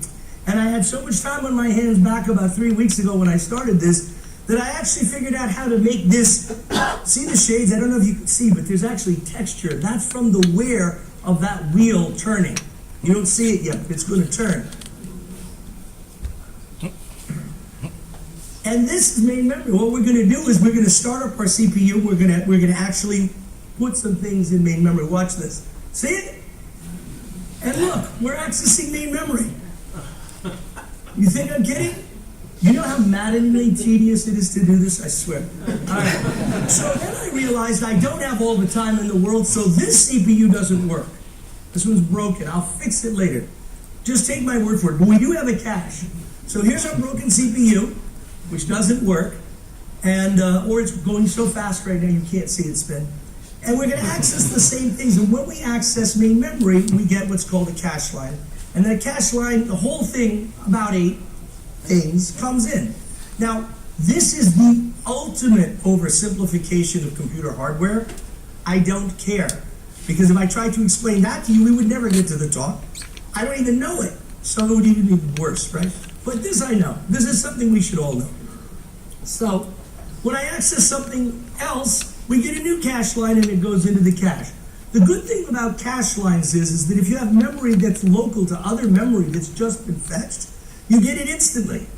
So notice how this comes straight into cache, figuratively because it was already there, right? And now When you access something nearby, life is good. The green indicates we're going to do it right. When you write it back to main memory, and maybe the cache line goes away. And then you access something else in a different place, and cache line comes in, and you can reuse the other cache line. Does this make sense? This is actually important. Does anybody believe this is not important? If not, then you're not at the right talk, because this is important. And in fact, I'm going to point out something to you. Notice that there are 8 of these. That's a magic number. 8 is a magic number. We're going to see where 8 shows itself. It's very exciting. In fact, I realized this as I was waking up after my 4 hours sleep, that this may explain one phenomenon. But anyway, the end result is, there's no disputing the end result. It's the why. The exact why. What is it that's happening here? So I have a suspicion. So everybody knows this stuff, but I put it up anyway. Main memory segments. Okay, so that's a little taste of this talk. John goes on to talk more about memory allocation, and oh look, this looks familiar here too. So that's a great talk, but that's at the high level what's going on here, right? We're accessing some memory, bringing in into our cache, not just the memory we access, but also the stuff nearby. Okay, so right, even though I access this little bit here, well, I just bring in all this other memory, because the principle of locality, right? It's very likely if I access this, I'll access some nearby elements. Okay, so that's what's going on with the cache. And you should watch the rest of that talk if you're interested. It's very funny. Okay, so caches, they're everywhere. Okay, even in our registers, there's an instruction cache. There's multiple levels of cache of various sizes. Buffer caches, disk caches, your network, your browser has a cache, the web cache.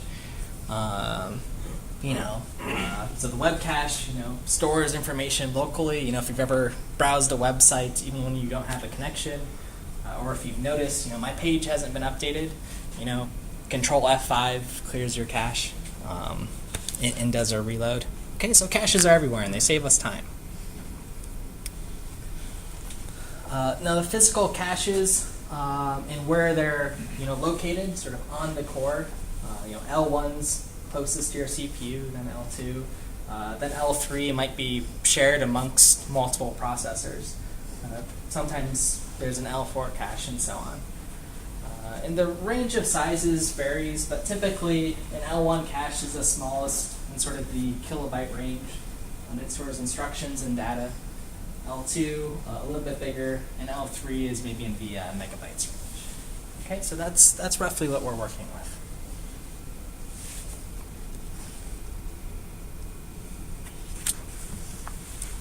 Okay, so cache organization. How is it all organized? How do we figure out, which byte is sort of put into where in these cache lines? Okay, so at a high level, we have S set of caches. Okay, that's going along here. We have E cache lines, so the things John Lakos was talking about here. And then within each line, we have Z, a valid bit. So that tells us if we can write. Okay. So is that spot in the cache valid? The tag tells us which block of memory to write in. Okay, so within here, there's multiple blocks that we want to write in. And B are the bytes to actually store in the block. Okay, so V, is this a valid place to write? The tag tells us, are we writing in this block? Are we writing in this block? Amongst each of these lines. And then B is the data that we're storing here. Okay, the actual bytes. Okay, we'll see this chart a couple times. Okay, so when we move memory into the cache, to start, the way to think about this is it's just using it some modular arithmetic. Okay, so here I have some addresses in binary, 0 to 15 here.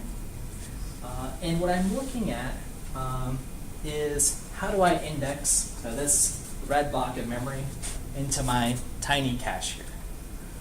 Well, the index I'm using I can simply just base it off of the last 2 bits of this memory here. Okay?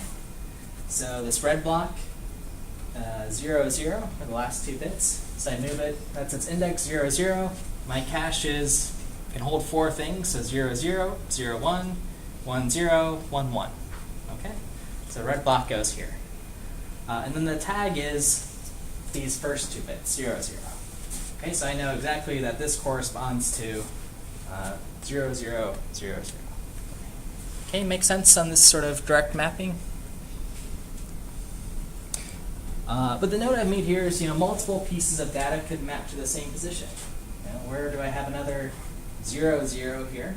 Well, this could also map over here, right? And if it does, what kind of miss do we have? Maps to the same location? Conflict, yeah, they're bashing heads, yeah. They're conflicted. Okay, and then again, the tag, that's the first part used to store which exact piece of memory to store. Okay, so this way we know, am I moving in, this pink block that comes from here, or is it one of the other, pink blocks, right? These repeat, red, green, pink, blue, and so on. So it could be from this slot as well that also has index 1, 1 into here. It'll have a different tag, okay?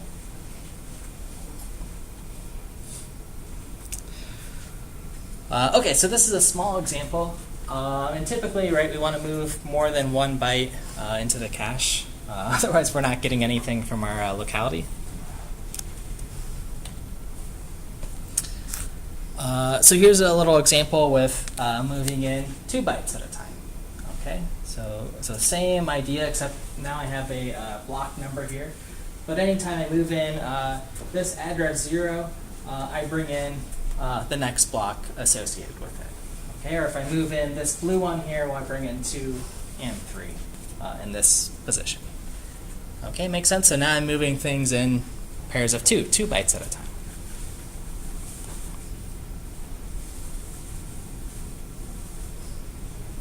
Okay, so back to the cache organization on some of these bits. Anytime I'm bringing something into the cache, we mark it as valid. Okay, that means it's valid. It's data that we can use. Okay, it's not stale or old data. Okay, it's something it's fresh in the cache.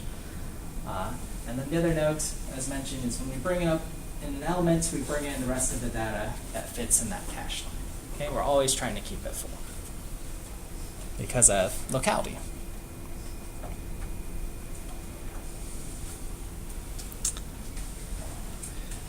Okay, so here's the example again. I think we've got this. We bring in 2 blocks at a time because our cache line size is 2 blocks. And anytime I move reds over other reds, that's a cache conflict miss, which you guys got.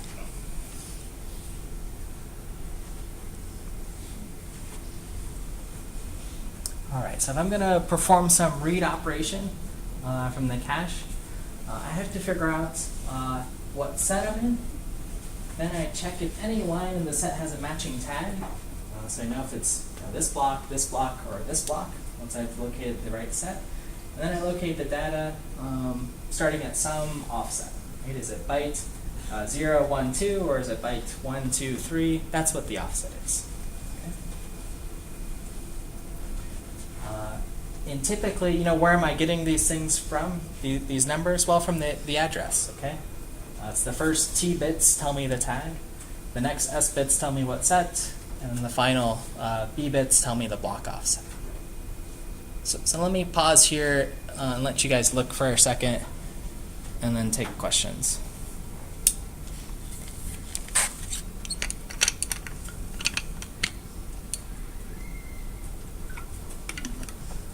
Any questions on this bit? I'm taking in some address in binary, breaking it apart in different pieces, and then figuring out where it goes into the cache. All right. So there's something called a direct map cache that has 1 line per set. So if I go back, this had multiple lines per set. But in the cache, direct map cache, we just have one. That makes things nice and easy for us to look at. So I just look at I have the tag bit here, which is going to tell me it's here. The set, which is telling me going down. And then finally my offset. So so this is 4. So start reading from here.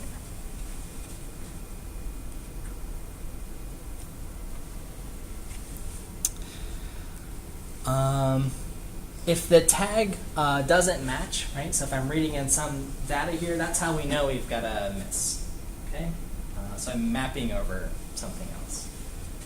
Okay. So if the tag doesn't match, or if the valid bit doesn't match. Okay. If this says it's invalid data, that's also a miss.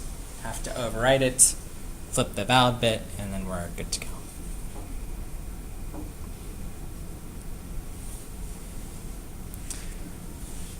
Now something else to think about is my cache is 8 bytes wide. So that's great if I'm writing in data that's 8 bytes, so like a long. But if I have something that's 9 bytes, that's troublesome. Then I have to write to multiple cache lines. Okay. So that means I have to fill this cache line and then put 1 byte, elsewhere, wherever it fits. And then that other cache line is kind of blown up too. So that's not good. So alignment's important.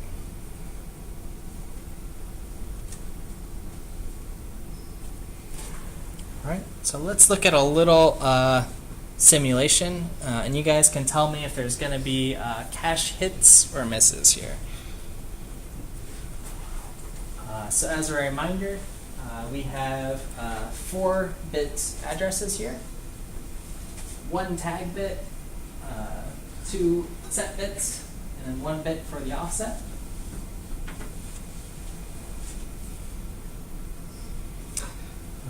The set bit is in blue here. We can go set 0, 1, 2, or 3. And notice it's 2 bits because we need 2 bits to go 0, 1, 2, 3.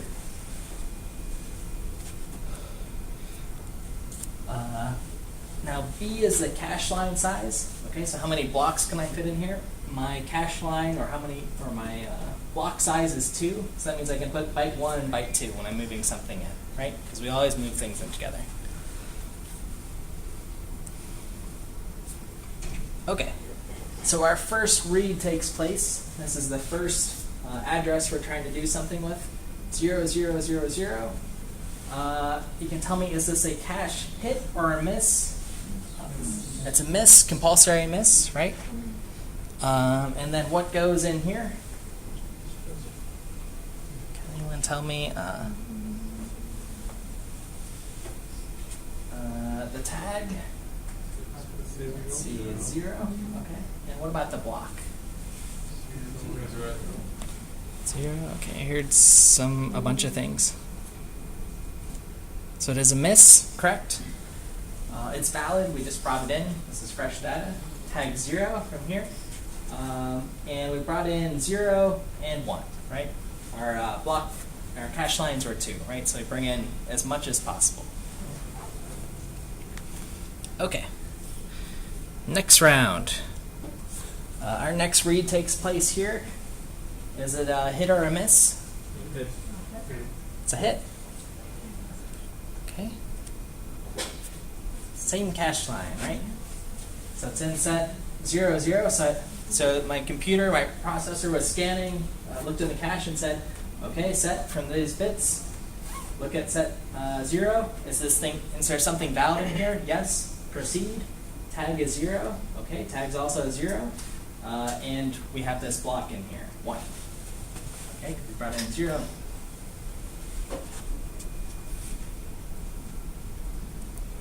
Next read.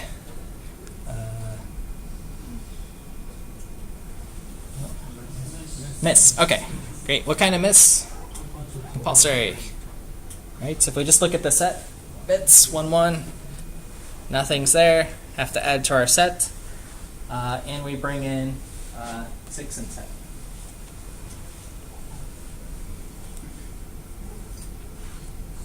Next read. It's a miss. Why is it a miss? Tag doesn't match. Yep.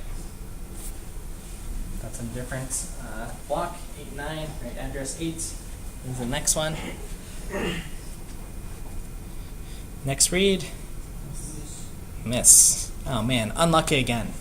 All these misses. So. Let's see. So back to here. Oh, did I block it out? No, could you walk through why it was? Oh, yeah, let me, let's see. So 8, the tag bit here didn't match, so 8. This is in a different cache line based on the tag. So let's go back to our picture here. So if it's tag like 0, maybe it's here, tag 1 is here.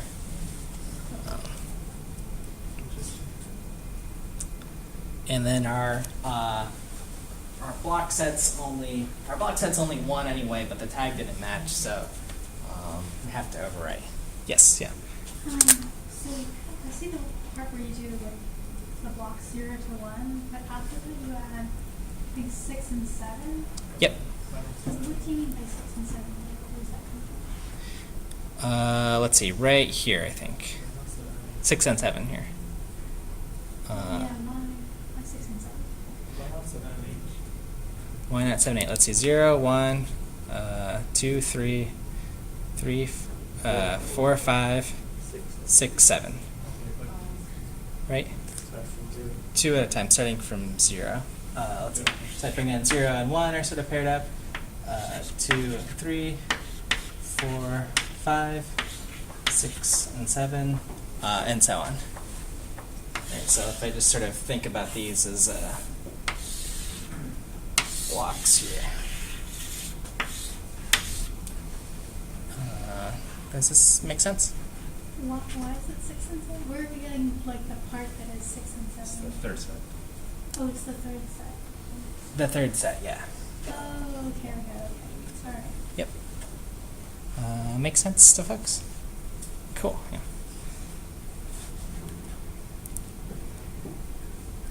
And you can sort of,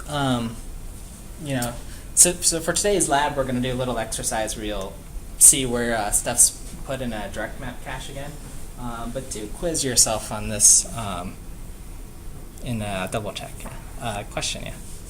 If there is only one block per set, then what does tag, how is tag relevant? How is tag relevant? There is just one block per set, right? Right.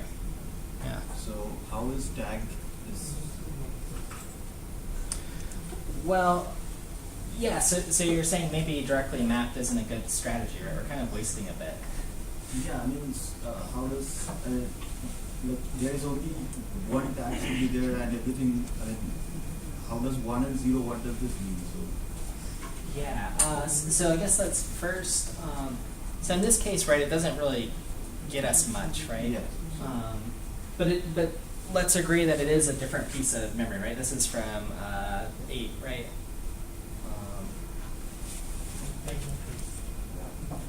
Oops. Yeah, so I mean, this still indicates that it's a different piece of memory.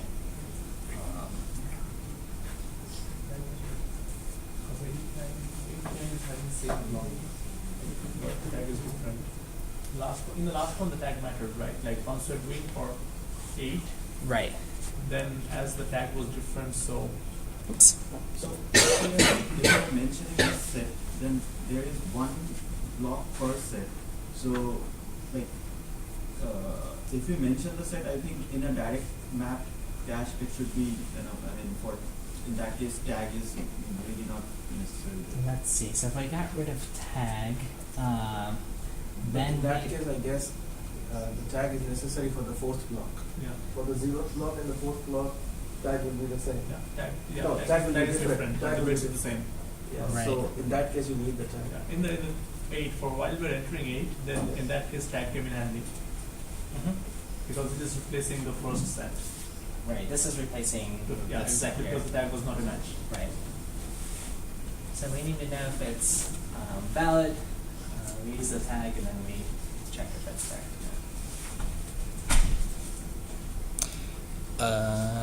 Okay, shall we continue on? Other questions?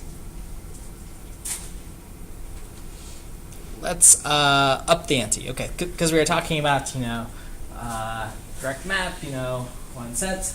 Now there's something called EUA set associative cache. Okay, so here E equals 2, so 1, 2.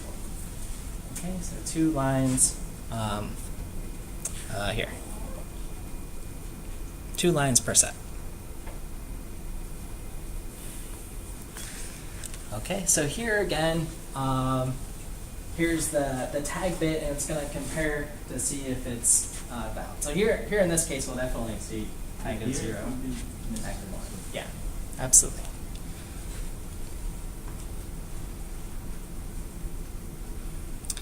More sets, so we need more tag bits.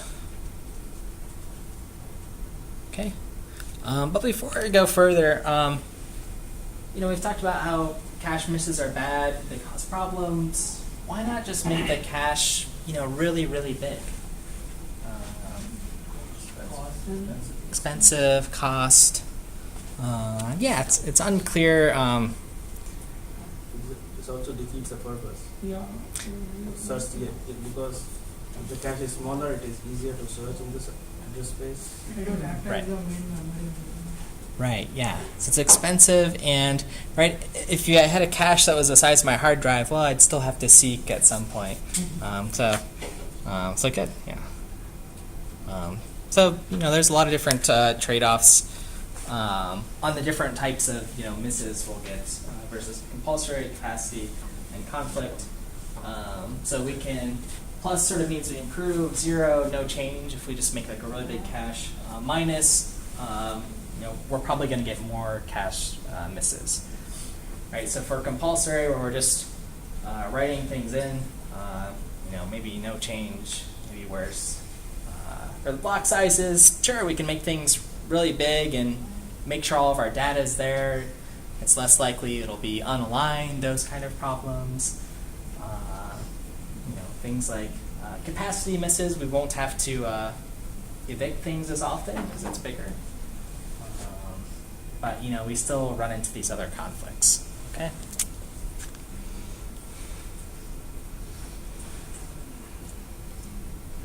Okay. So caching continued. Okay. So here's a reminder of what we've looked at: direct map cache. We indexed in, figured out what a block to write to. Now, where this sort of associative cache really helps us, I'll sort of give a little problem. Let's say we're working with some color data or something. We've got things organized where an individual pixel has a red, green, blue, and alpha value. Okay, so 4 little pieces of data. Okay, but what if I want to access every 4th element in an array? Okay, so just these alpha values in this data.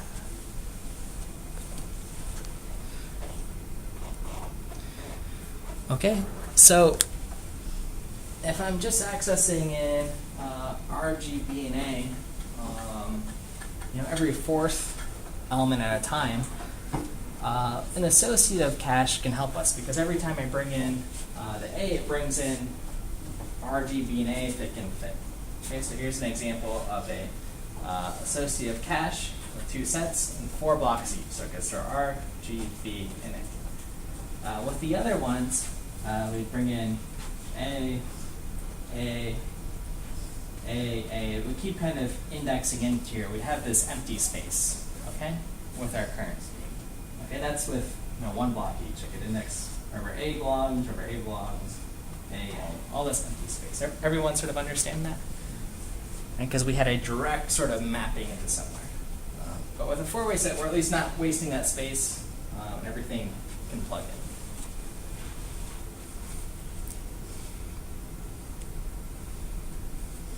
Okay, so fully direct map caches often have a lot of conflicts. Right? So if I'm accessing the same data over and over again, I'm often having a lot of different conflicts, okay, or a large range of them. Having something on the converse side, an 8-way associative cache where we have one set that has just 8 blocks, that might just be, too expensive to have these really large cache lines. Okay, so something in the middle is typically chosen, something like this. Okay, so there's more sort of parameters you can play around with in our caches.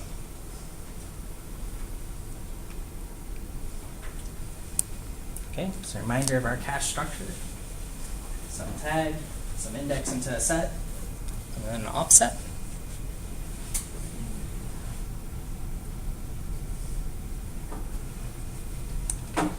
We've seen this diagram a few times.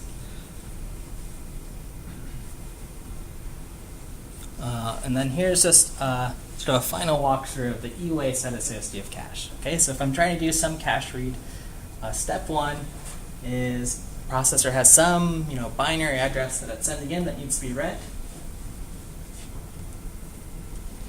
So we're going to figure out which set does it go into first. We'll find which set we want to go into and if that's valid or not. Okay, so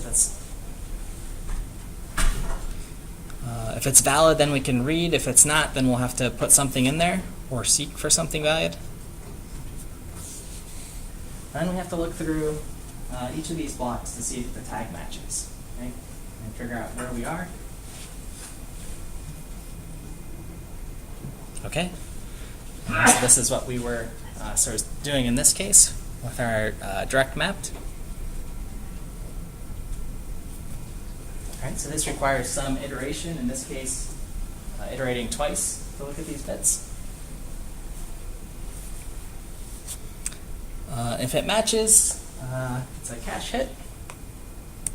So we're happy. If it doesn't match, then we evict data. Okay, we always evict, and then we place into our cache.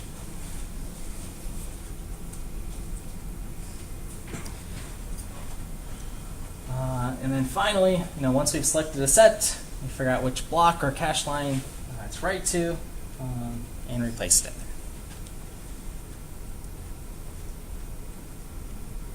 Okay. So that was another walkthrough. This one I've covered up from now. At the end of the slide deck is the answers. So I want you to sort of quiz yourself. Like, step away from this from a day if you want. I know it's like 8 o'clock, and then come back tomorrow and say, okay, what do I remember about caching? And then sort of like walk through this example and do the same thing. And this is a great thing we can do in office hours or whatever as well. But at the end of the slide deck is the answers if you want to double check yourself. Okay, what about writing to the cache? So this is a question earlier. We've done reads a lot. So my sort of thing is, the cache contains a copy of our data. So that means we have another copy in main memory somewhere. And multiple copies exist. So things can get a little bit confusing, right? You've got one in main memory, maybe at different levels of the cache, and so on. So again, there's more policies on what to do when we're writing instead of reading. Okay? So there's 2 policies on a write when you have a cache hit. You can do what's called a write through, and that just says immediately write to memory. Make sure the correct thing's always, in main memory, in disk, or whatever. Okay? So you update main memory and the cache all at once. The other policy is a write back policy. That means we defer to write memory until the cache line's evicted. Okay, because that's when we're truly done with it, right? So anytime we evict something, we say, okay, we're going to evict it, but first, let's make sure we write our results back, and then we'll be good for the next time. Okay? So we only write to the cache for as long as we can, and then when we're evicted, then we write. Okay? And typically this means we need to do a little bit more bookkeeping, and we have, sort of like we have the valid bit, we call this a dirty bit. That indicates, is this data dirty or stale or however you want to think of it. So that's on a write hit. On a write miss, 2 more policies. So there's a write allocate. That means we simply load into the cache, update the line in the cache. Or there's a no write allocate, where we just write immediately to memory. Okay, so we got a miss, so just write to main memory. Okay, so we just skip the cache altogether on misses. We say, hey, you know, and I mean, this kind of varies based on if we're getting lots of write misses or hits, what the right policies are, but these are the kind of things I might like to ask, like, here's a typical data flow, like, you know, what policy do you want to use? So you can kind of think about these trade-offs. Okay, questions on writing to cache? This is pretty much, you know, we either wait for later to do our work or we just do it right away. And just sort of skip the cache altogether. Okay. With that, question, yeah. Is it just skip the cache and you need to read from the cache to do something later? On that, create an error if you don't write to the cache? Yeah, so this is a great question. So this is where like the like dirty bit or something does some bookkeeping for us. And says like, okay, that data that we tried to write there, you know, we're going to write straight to memory, but this data is dirty now. So if I'm going to read again from there, look in and say, oh, this is invalid. Yeah, great question. Does that question make sense to folks? If I do a write and then I do a read after, what has to happen? I have to sort of mark that data as invalid again. Okay, great. Okay, let me open up the activity.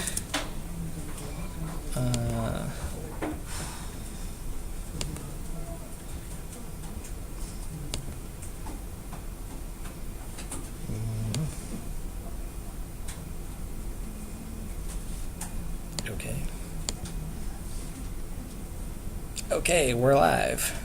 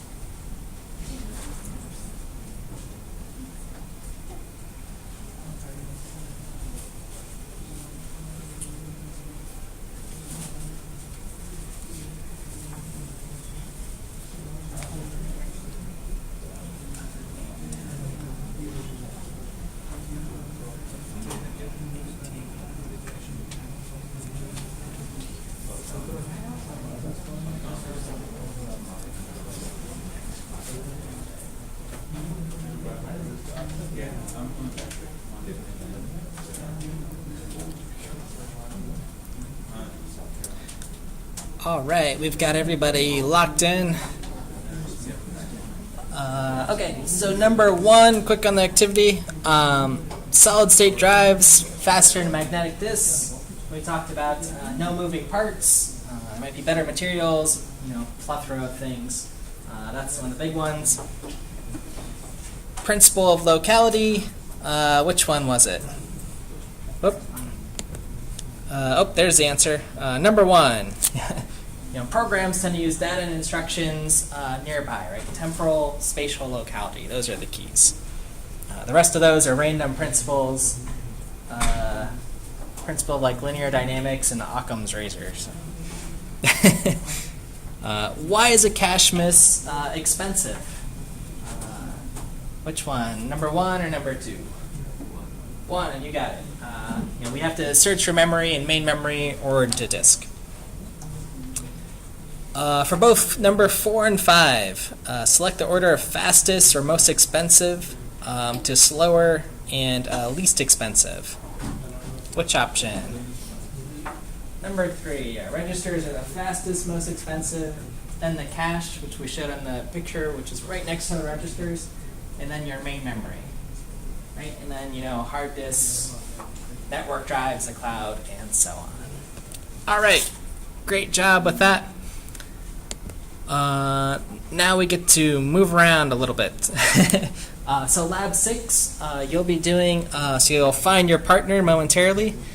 You're going to be building a little cache simulator. Okay, so there's 2 different programs. Program 1 is a trace. Okay, so the trace is a thing that just generates a bunch of random binary addresses.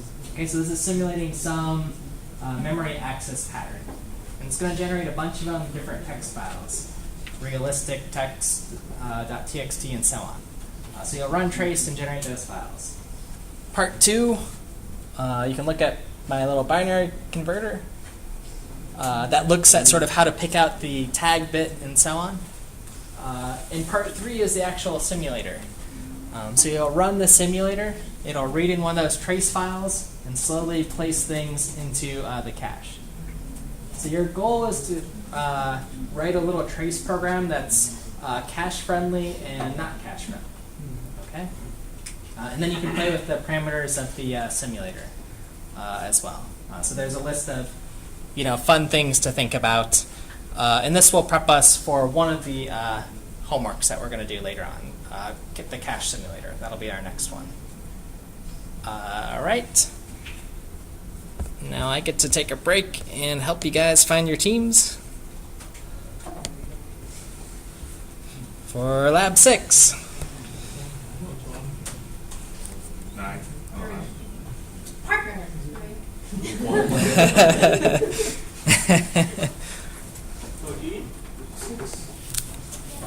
Oops. 15.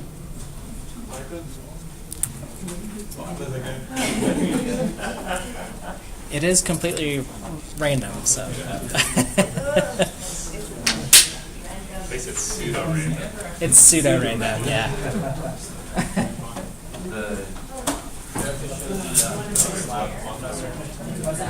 Yes, oh yeah, previous labs, show me at some point. I'll be up here.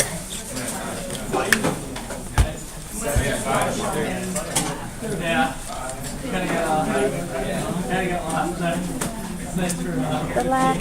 Previous one, you got it? Yes. So like all the example and the executable. Oh, I should have right. taken it off.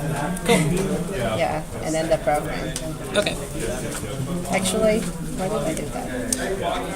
Can you just run the program that runs through things or show it to me? Yeah. I need to exit that.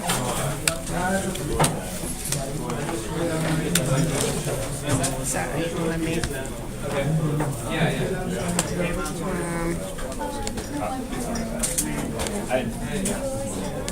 So that's what we're running. Because our first command is who am I, and then the second one is ls, and then the third one was wc-l. All right, cool.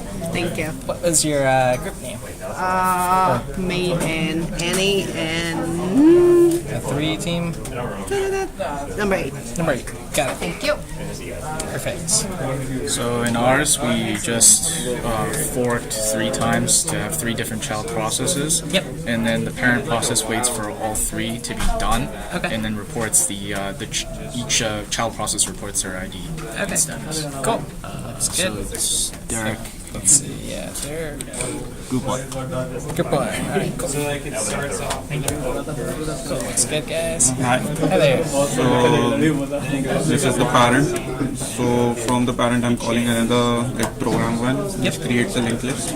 Then the created linked list, I'm writing it into a file, and then I'm reading the file by calling it another fork. Oh, okay, cool. Then in the third one, I'm reading the file, I'm appending some more text into it, and then reading it again. So yeah, like that.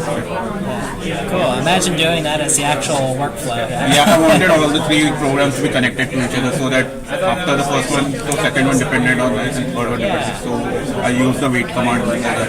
Oh, cool. That's kind of a nice pipeline. Yeah. Yeah, neat. What was your group name? Tejas and Akash were the ones. Yeah, this one. Tejas. Okay. Got it. Nice. Nice job, Tejas. That's like a service. Yes, sir. This is for, I just show you the series. That's it. Yep. You just chose not to put them in a jar. You can just run it or whatever. Okay. Is that a gaming laptop or just like All right. So I essentially take the input from this, run it through Echo, and then so I run an LS, then pipe that into Echo. Cool, that's good. And it's group 16. 16. Let's see. Brian and Abedita. Great. That's good. Hi there. Yeah. Good to see you again. Yeah. I just created 3 functions, one for list files, one for echo, one for PS. I created 3 child processes.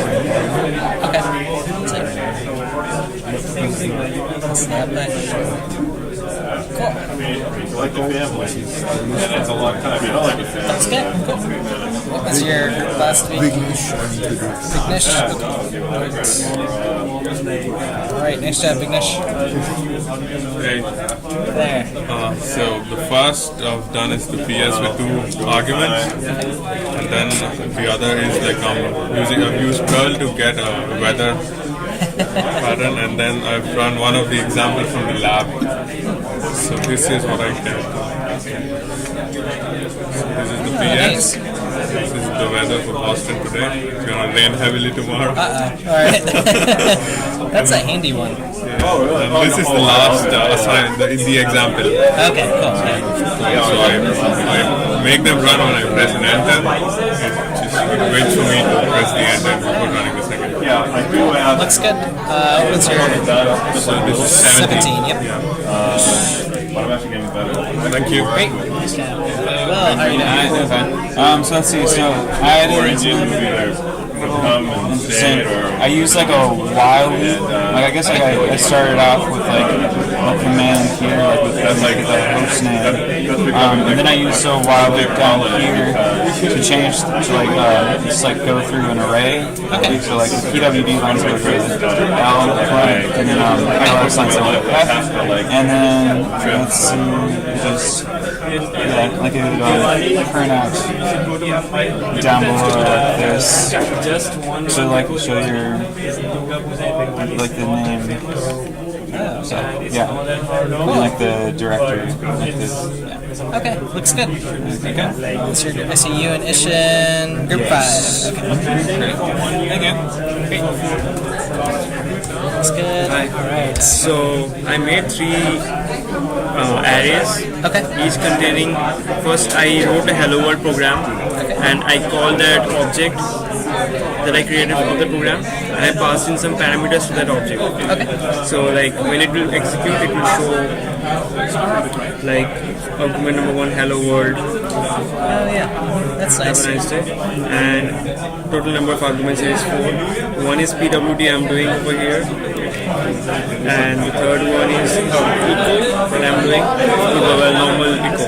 Yep. But the interesting thing here is like sometimes this will get executed first, and the goodbye word will come later. Yeah.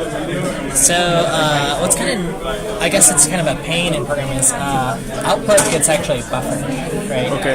So that means a couple of things. Meaning, if one process has less to write, it might go first, it might go second. Okay.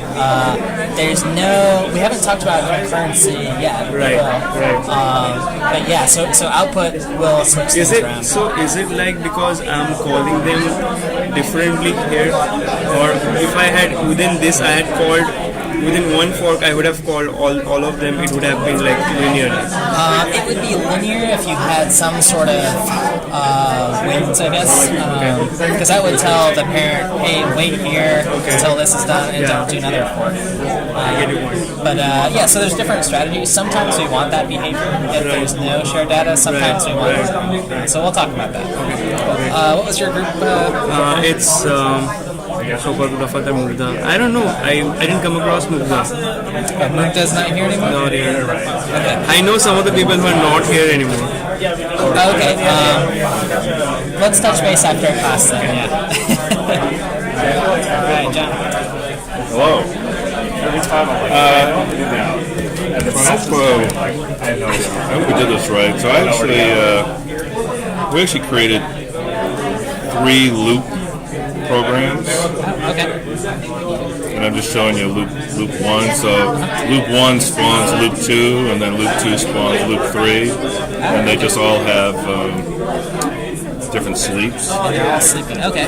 Well, one sleep for 10 seconds, one for 20, and then one for 25 seconds, and then they just all print out. So like when it's separated through programs, like I win. We kind of wrote. So we have anyway. So this it was spawning up 3 loops of different. And the parent just runs them forever, I guess. Well, yeah. Well, so it actually like. Yeah, they are running forever until you kill them, but they print out at different intervals, just like to show like loop 1 is prints out every 20 seconds, and loop 3 comes in because that's 25 seconds, and then loop 2 sometimes they hit at the same time. So anyway, that's what we did. As long as it's being spawned, that's all I'm looking for. Practice using fork. Looks good. Okay. And let's see, John, you were in group 13 last time. Yeah.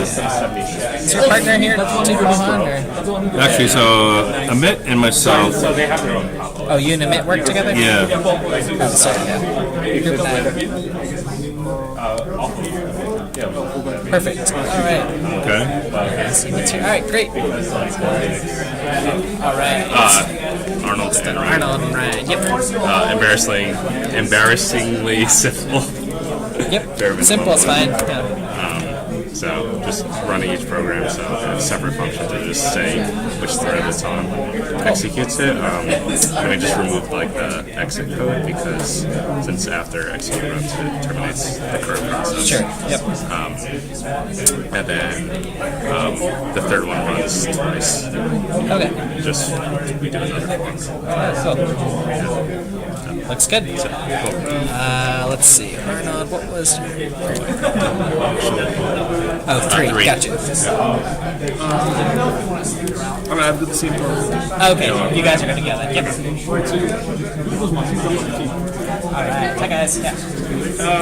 So if you remember from the last time we were discussing about, I was trying to actually use the EXP to return a but that was not working for me, and it always returns a -1. That's what I figured out. Okay. So what I've just done is I've called a child process out of EXE1 and I've invoked a program called Probe1, and I've invoked several child processes where it does each child does a different kind of operation with the given arguments. Okay. And then returns the final result to it. And the parent exits. Okay, cool. And this is it running here? Yeah, the running here. Okay, cool, looks good. Yep, worked a couple times. Very nice. Group number 13. 13, Mohan and Jenny. Yeah. 13, looks good, guys. Thank you. Hi there. Yeah, so in this program I forked 2 times. So I created 4 processes in total. Okay. And I run 3 different single programs, 3 of them. I use the PID to determine which process is running currently. I also tried using wait PID. Oh yeah. So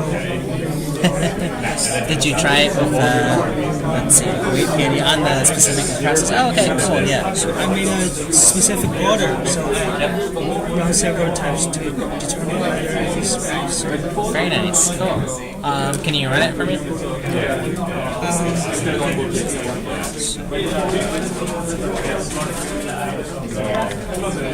Oh yeah.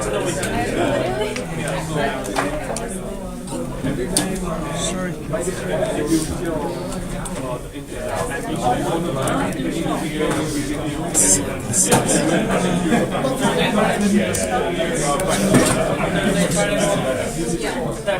I read all that.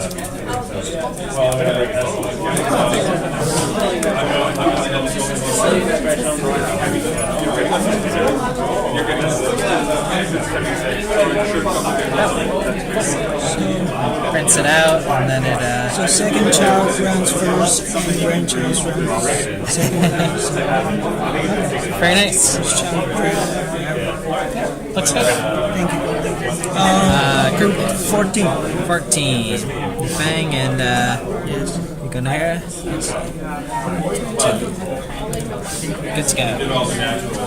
Tether. So I'm basically taking a super easy way out and just running like the current directory, reading from a file and creating a text.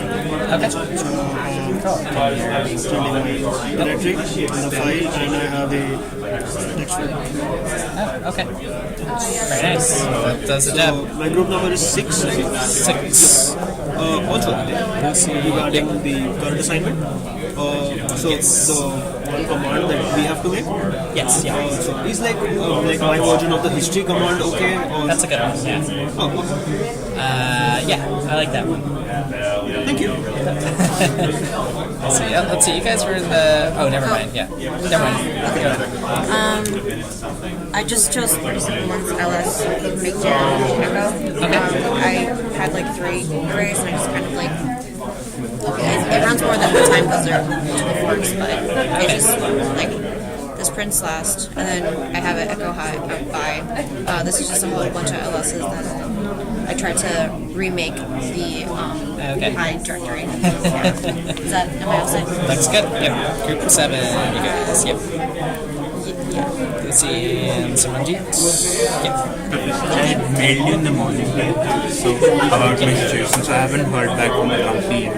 Okay. So none of my labs or assignments are yet created. So in case I get a positive response, there's going to be a lot of Okay. Yeah, just let me know what's going on. I got your email. I don't think I responded, but I did read it. So I think I put you on your own lab team for this week. That's fine. Okay. Okay. Yeah. I should know by the end of this week or the next week. Okay. Cool. Well, it's exciting either way. Thank you. Hi there. So, as for the lab, I have done something like this. So, that is this.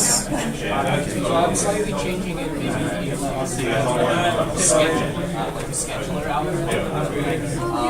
So there is this parent process, main process. So there is an array. So what I've done is first I'm forking and one child is being created. So inside that child I'm creating another child.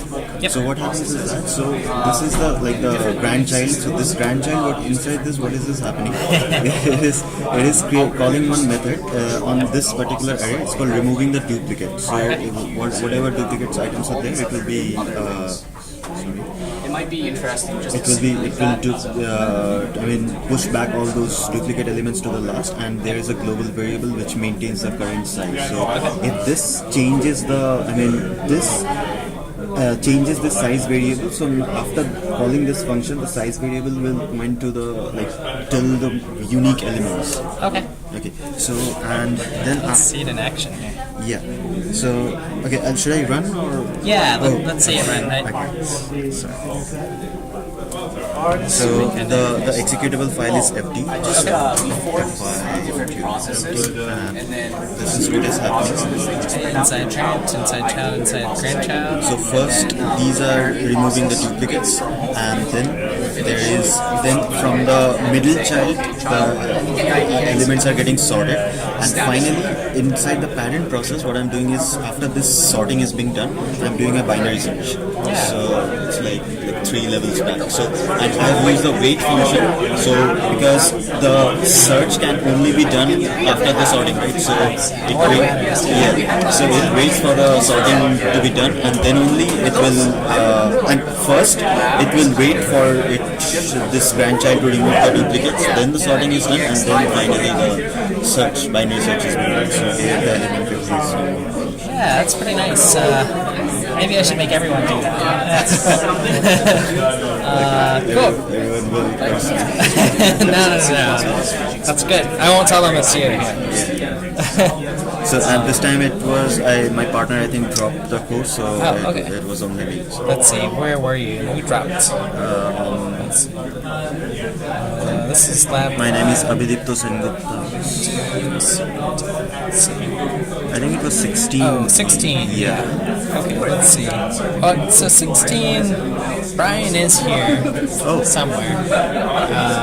I couldn't find him in the last class. Okay. Yeah, interesting. He was here though. No worries though. Yeah. I couldn't reach him, so I did it on my own. Yeah. As long as I get one of you, but you both did it and did well, so looks good. Very nice. So me and my partner didn't have time to do it completely in lab, so we worked independently. Okay. So I can't talk completely to his. This is the one he did here. It just looks like it's a simple LS, there's simple show process, and then afterwards the saying and going hello world. Okay. Goes through, and then we can see that it goes through the first 3, and then it calls those commands. What I was doing as well was trying to make it be like a backup thing for your current directory. Okay. So just goes through your already made, and I got lost trying to do this. Okay. But I thought this would be a good experience when I was working on the shell. Try to play with these kind of things. Yep.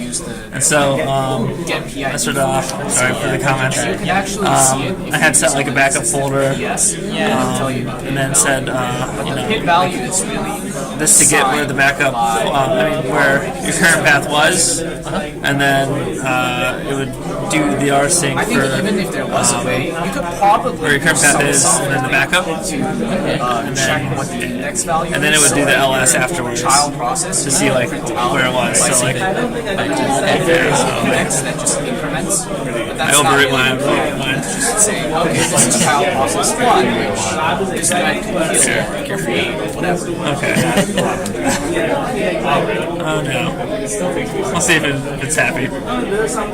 So this is the path where it's going to be. Yep. You want to commence? Yeah. So this is what it was going to do. But I didn't get it completely right because it's going down one path with the other. So if I say no this time, then it should have actually printed. I messed up somewhere. Yeah, okay. But there's the explorations out as well. Yeah, cool. No, that's good. Yeah. So we had the functional and then my Explorer data. Yeah, that's good. Okay, thank you. What was your group? 15? Michael, Hannah, and Amaranth. Josh. Yeah. Okay, let me check you guys off. Thank you. Cool. Right. So we had a question on the lab. Yep. And it seems like the only thing that are deliverable is the .text file. Are we supposed to make any changes to the actual trace.c file?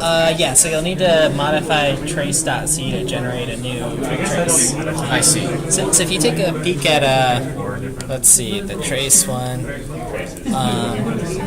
it's basically, let's see, right, all trace is really doing is just random traces, just writing out some random bits to some file. Okay, so it might just write like all zeros, for example. In a huge trace, and that's implying just accessing address 0 over and over again. And I guess that's like the optimal thing, right? It's kind of boring, but that's all I want. So a change in the trace.c file, and then the files that we create from the trace.c file. Yep. Okay. Yep. And then we already noticed that for the regular one, it's the worst. It's gonna be the worst because you're always different. And then for the single, it's always gonna be the best case. So I guess what do we need to create for the trace function if that is already the best? And the worst, we could do something like changing around the indexes or whatever. But the best is obviously you just have one of the same thing. That's already the best. Yeah. I guess I already gave away the best. Give a good one. I mean, you could argue the best one. A second best one. Yeah, one that fills up the cache all the way is nice or something. Yeah. Okay. I understand. If you want, so I'm gonna run it through your simulator, or you'll show it to me next week. So if you want to play with the parameters of multiple cache lines or different cache sizes, you can change that in the simulator, and that'll be helpful for when we do the simulator. Okay. But yeah, this one's probably a quick lab. That's why I'm aware. Yeah. Okay. Gotcha. But if you guys understand that, then that's a takeaway. Okay, so we can basically do something that will fill up the cache, and then that will count as it's a good case. Yep. Okay. Yes.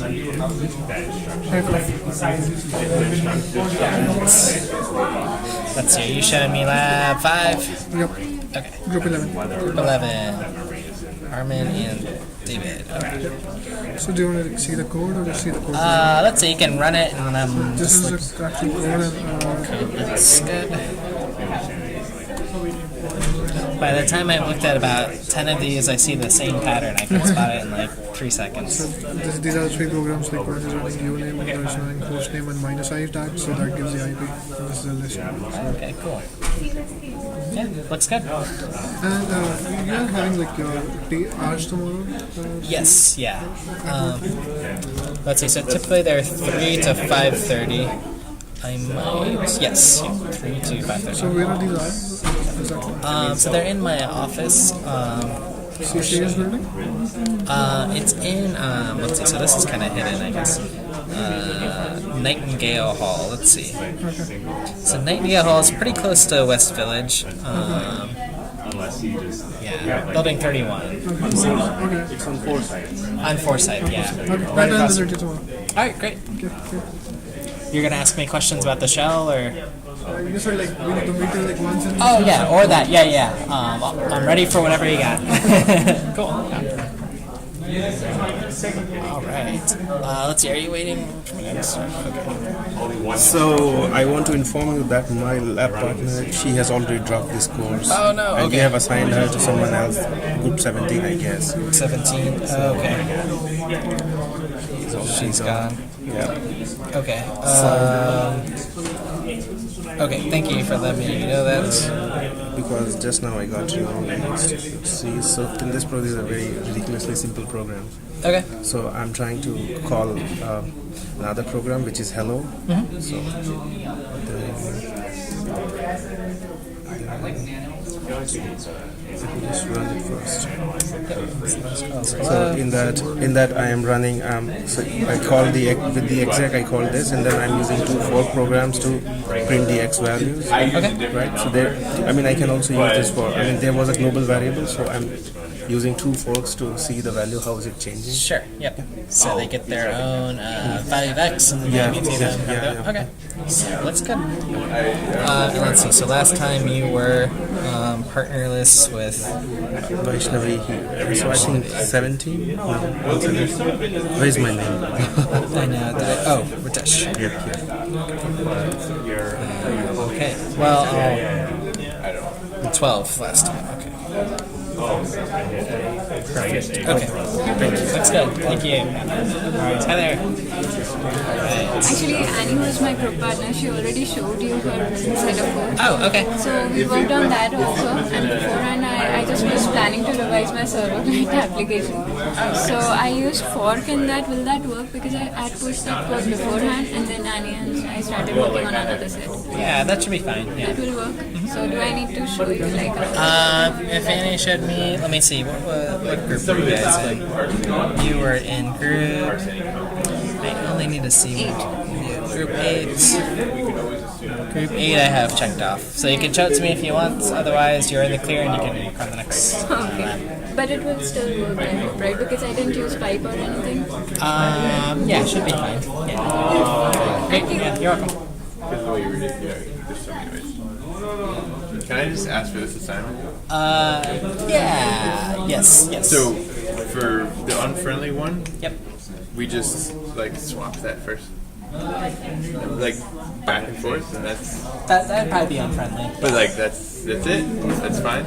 Yeah, I guess I'm gonna have to make the slab harder next time. Yeah. But I mean that would be example. I mean you can go a little crazy with it. You could try to model. I mean, for example, you could have something that looks fine for a while and then it starts swapping a lot, right? All these sort of things can happen. Yeah, And for the very friendly, we could do something not the same but similar to the single text too, right? Yeah. Something that sort of fills the cache. Okay. You got it. All right, thanks.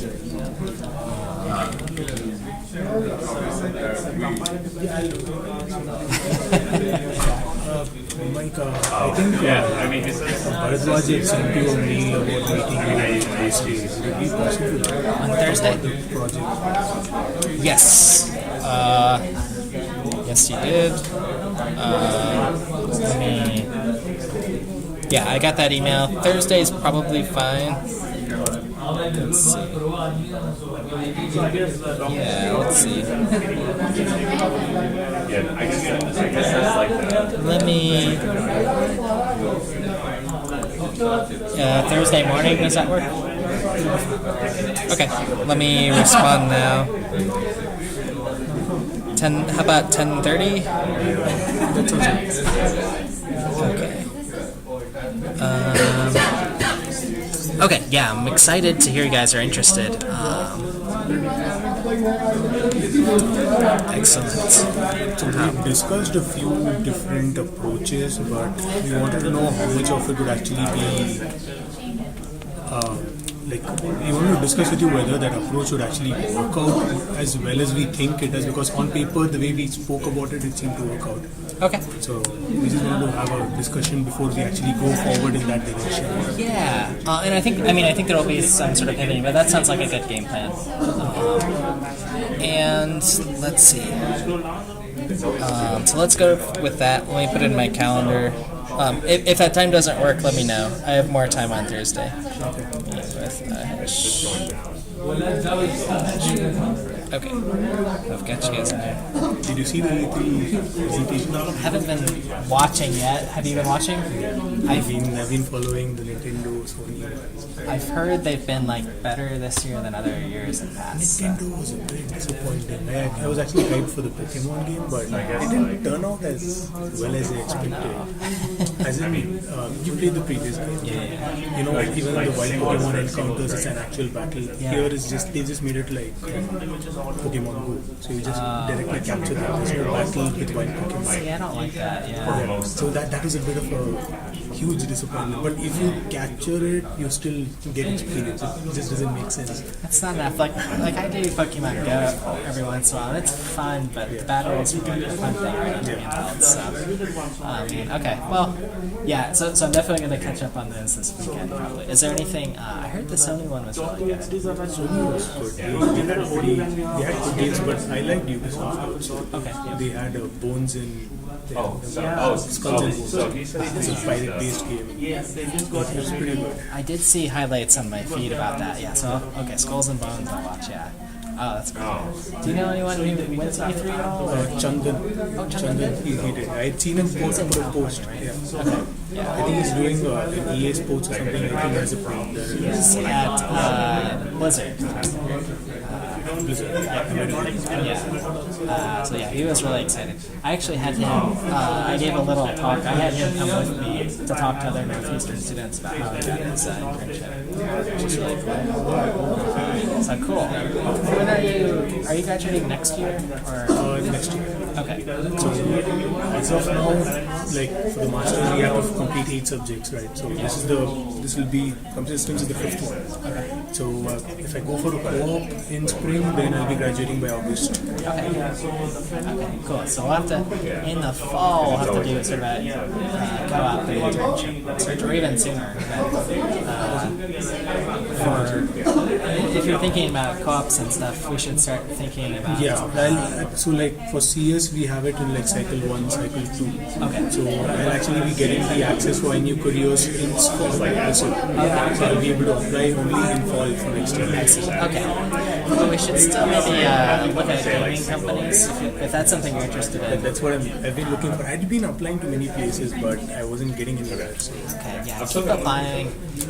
Maybe, so this project is sort of a research project or a master's project. Oh, okay. I mean, it'll have a gaming focus on it, right? So maybe, that should help. That makes sense. And then your systems project for this course, maybe that can be something else too. So maybe there's some pieces helpful. That's the thing, like the courses last year which I had taken, I had taken Game AI and Game Engine.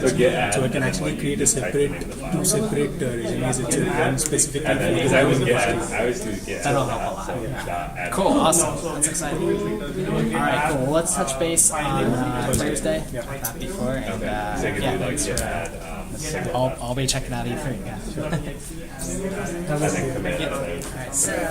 Question about the lab. Yep. So we were thinking if a jump occurs, could we try to access a previous address instead of creating a new one, and that would bring it down? Yeah. So I guess either would work fine, right? Because if we're creating new addresses every time, then we get compulsory misses always. And if we jump to a previous one that's far enough away or unlikely to be in the cache, that's also fine. Yeah. So how would you access one that's already been generated? Yeah, so you'll need some sort of storage mechanism, right? So you store one of these here, like store and then you. Oh, okay. Yep, you got it. Awesome. So what does fprint do? I guess that's why I was confused. fprintf is. Let's see. I wonder if there's a man page for fprintf. Is print a file printf, I guess. So instead of printf just writes to standard output, right, where just straight to the terminal. fprintf lets you specify a file. Oh, okay. And then you can write directly to that file. Okay. I think that's what I'm doing there. So if you look at fprintf, it'll be doing fprintf. fp is file pointer or some pointer to some file, I believe. Yeah. Oh yeah. Okay. And then the other argument is format specifier. Format specifier, yeah. Yep. I actually had a question with the man pages. Mm-hmm. So we'll just get with this. When I did man fork during the last class. Mm-hmm.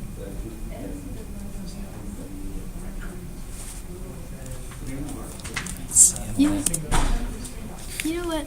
I think it's doing actually what I was hoping it would do, but for some reason last time I was here I didn't get this, or I got something different that I couldn't see the flags. Oh, it wasn't showing up part of the manual pages? Yeah, it had a bunch of other stuff. And oh no, it wasn't man fork. It was something else. Sorry. Cute. It was man wait. Oh, let's see, man wait.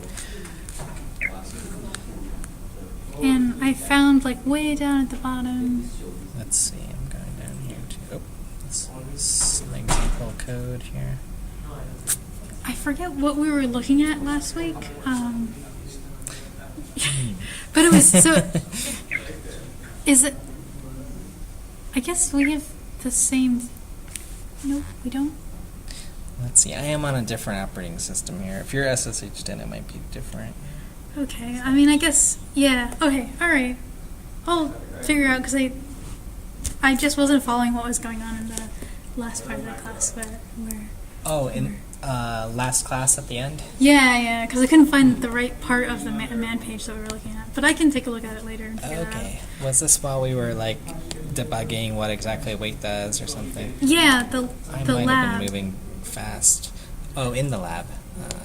And because actually the thing with the lab was when I was running like the example 5, which was supposed to work, and example 4,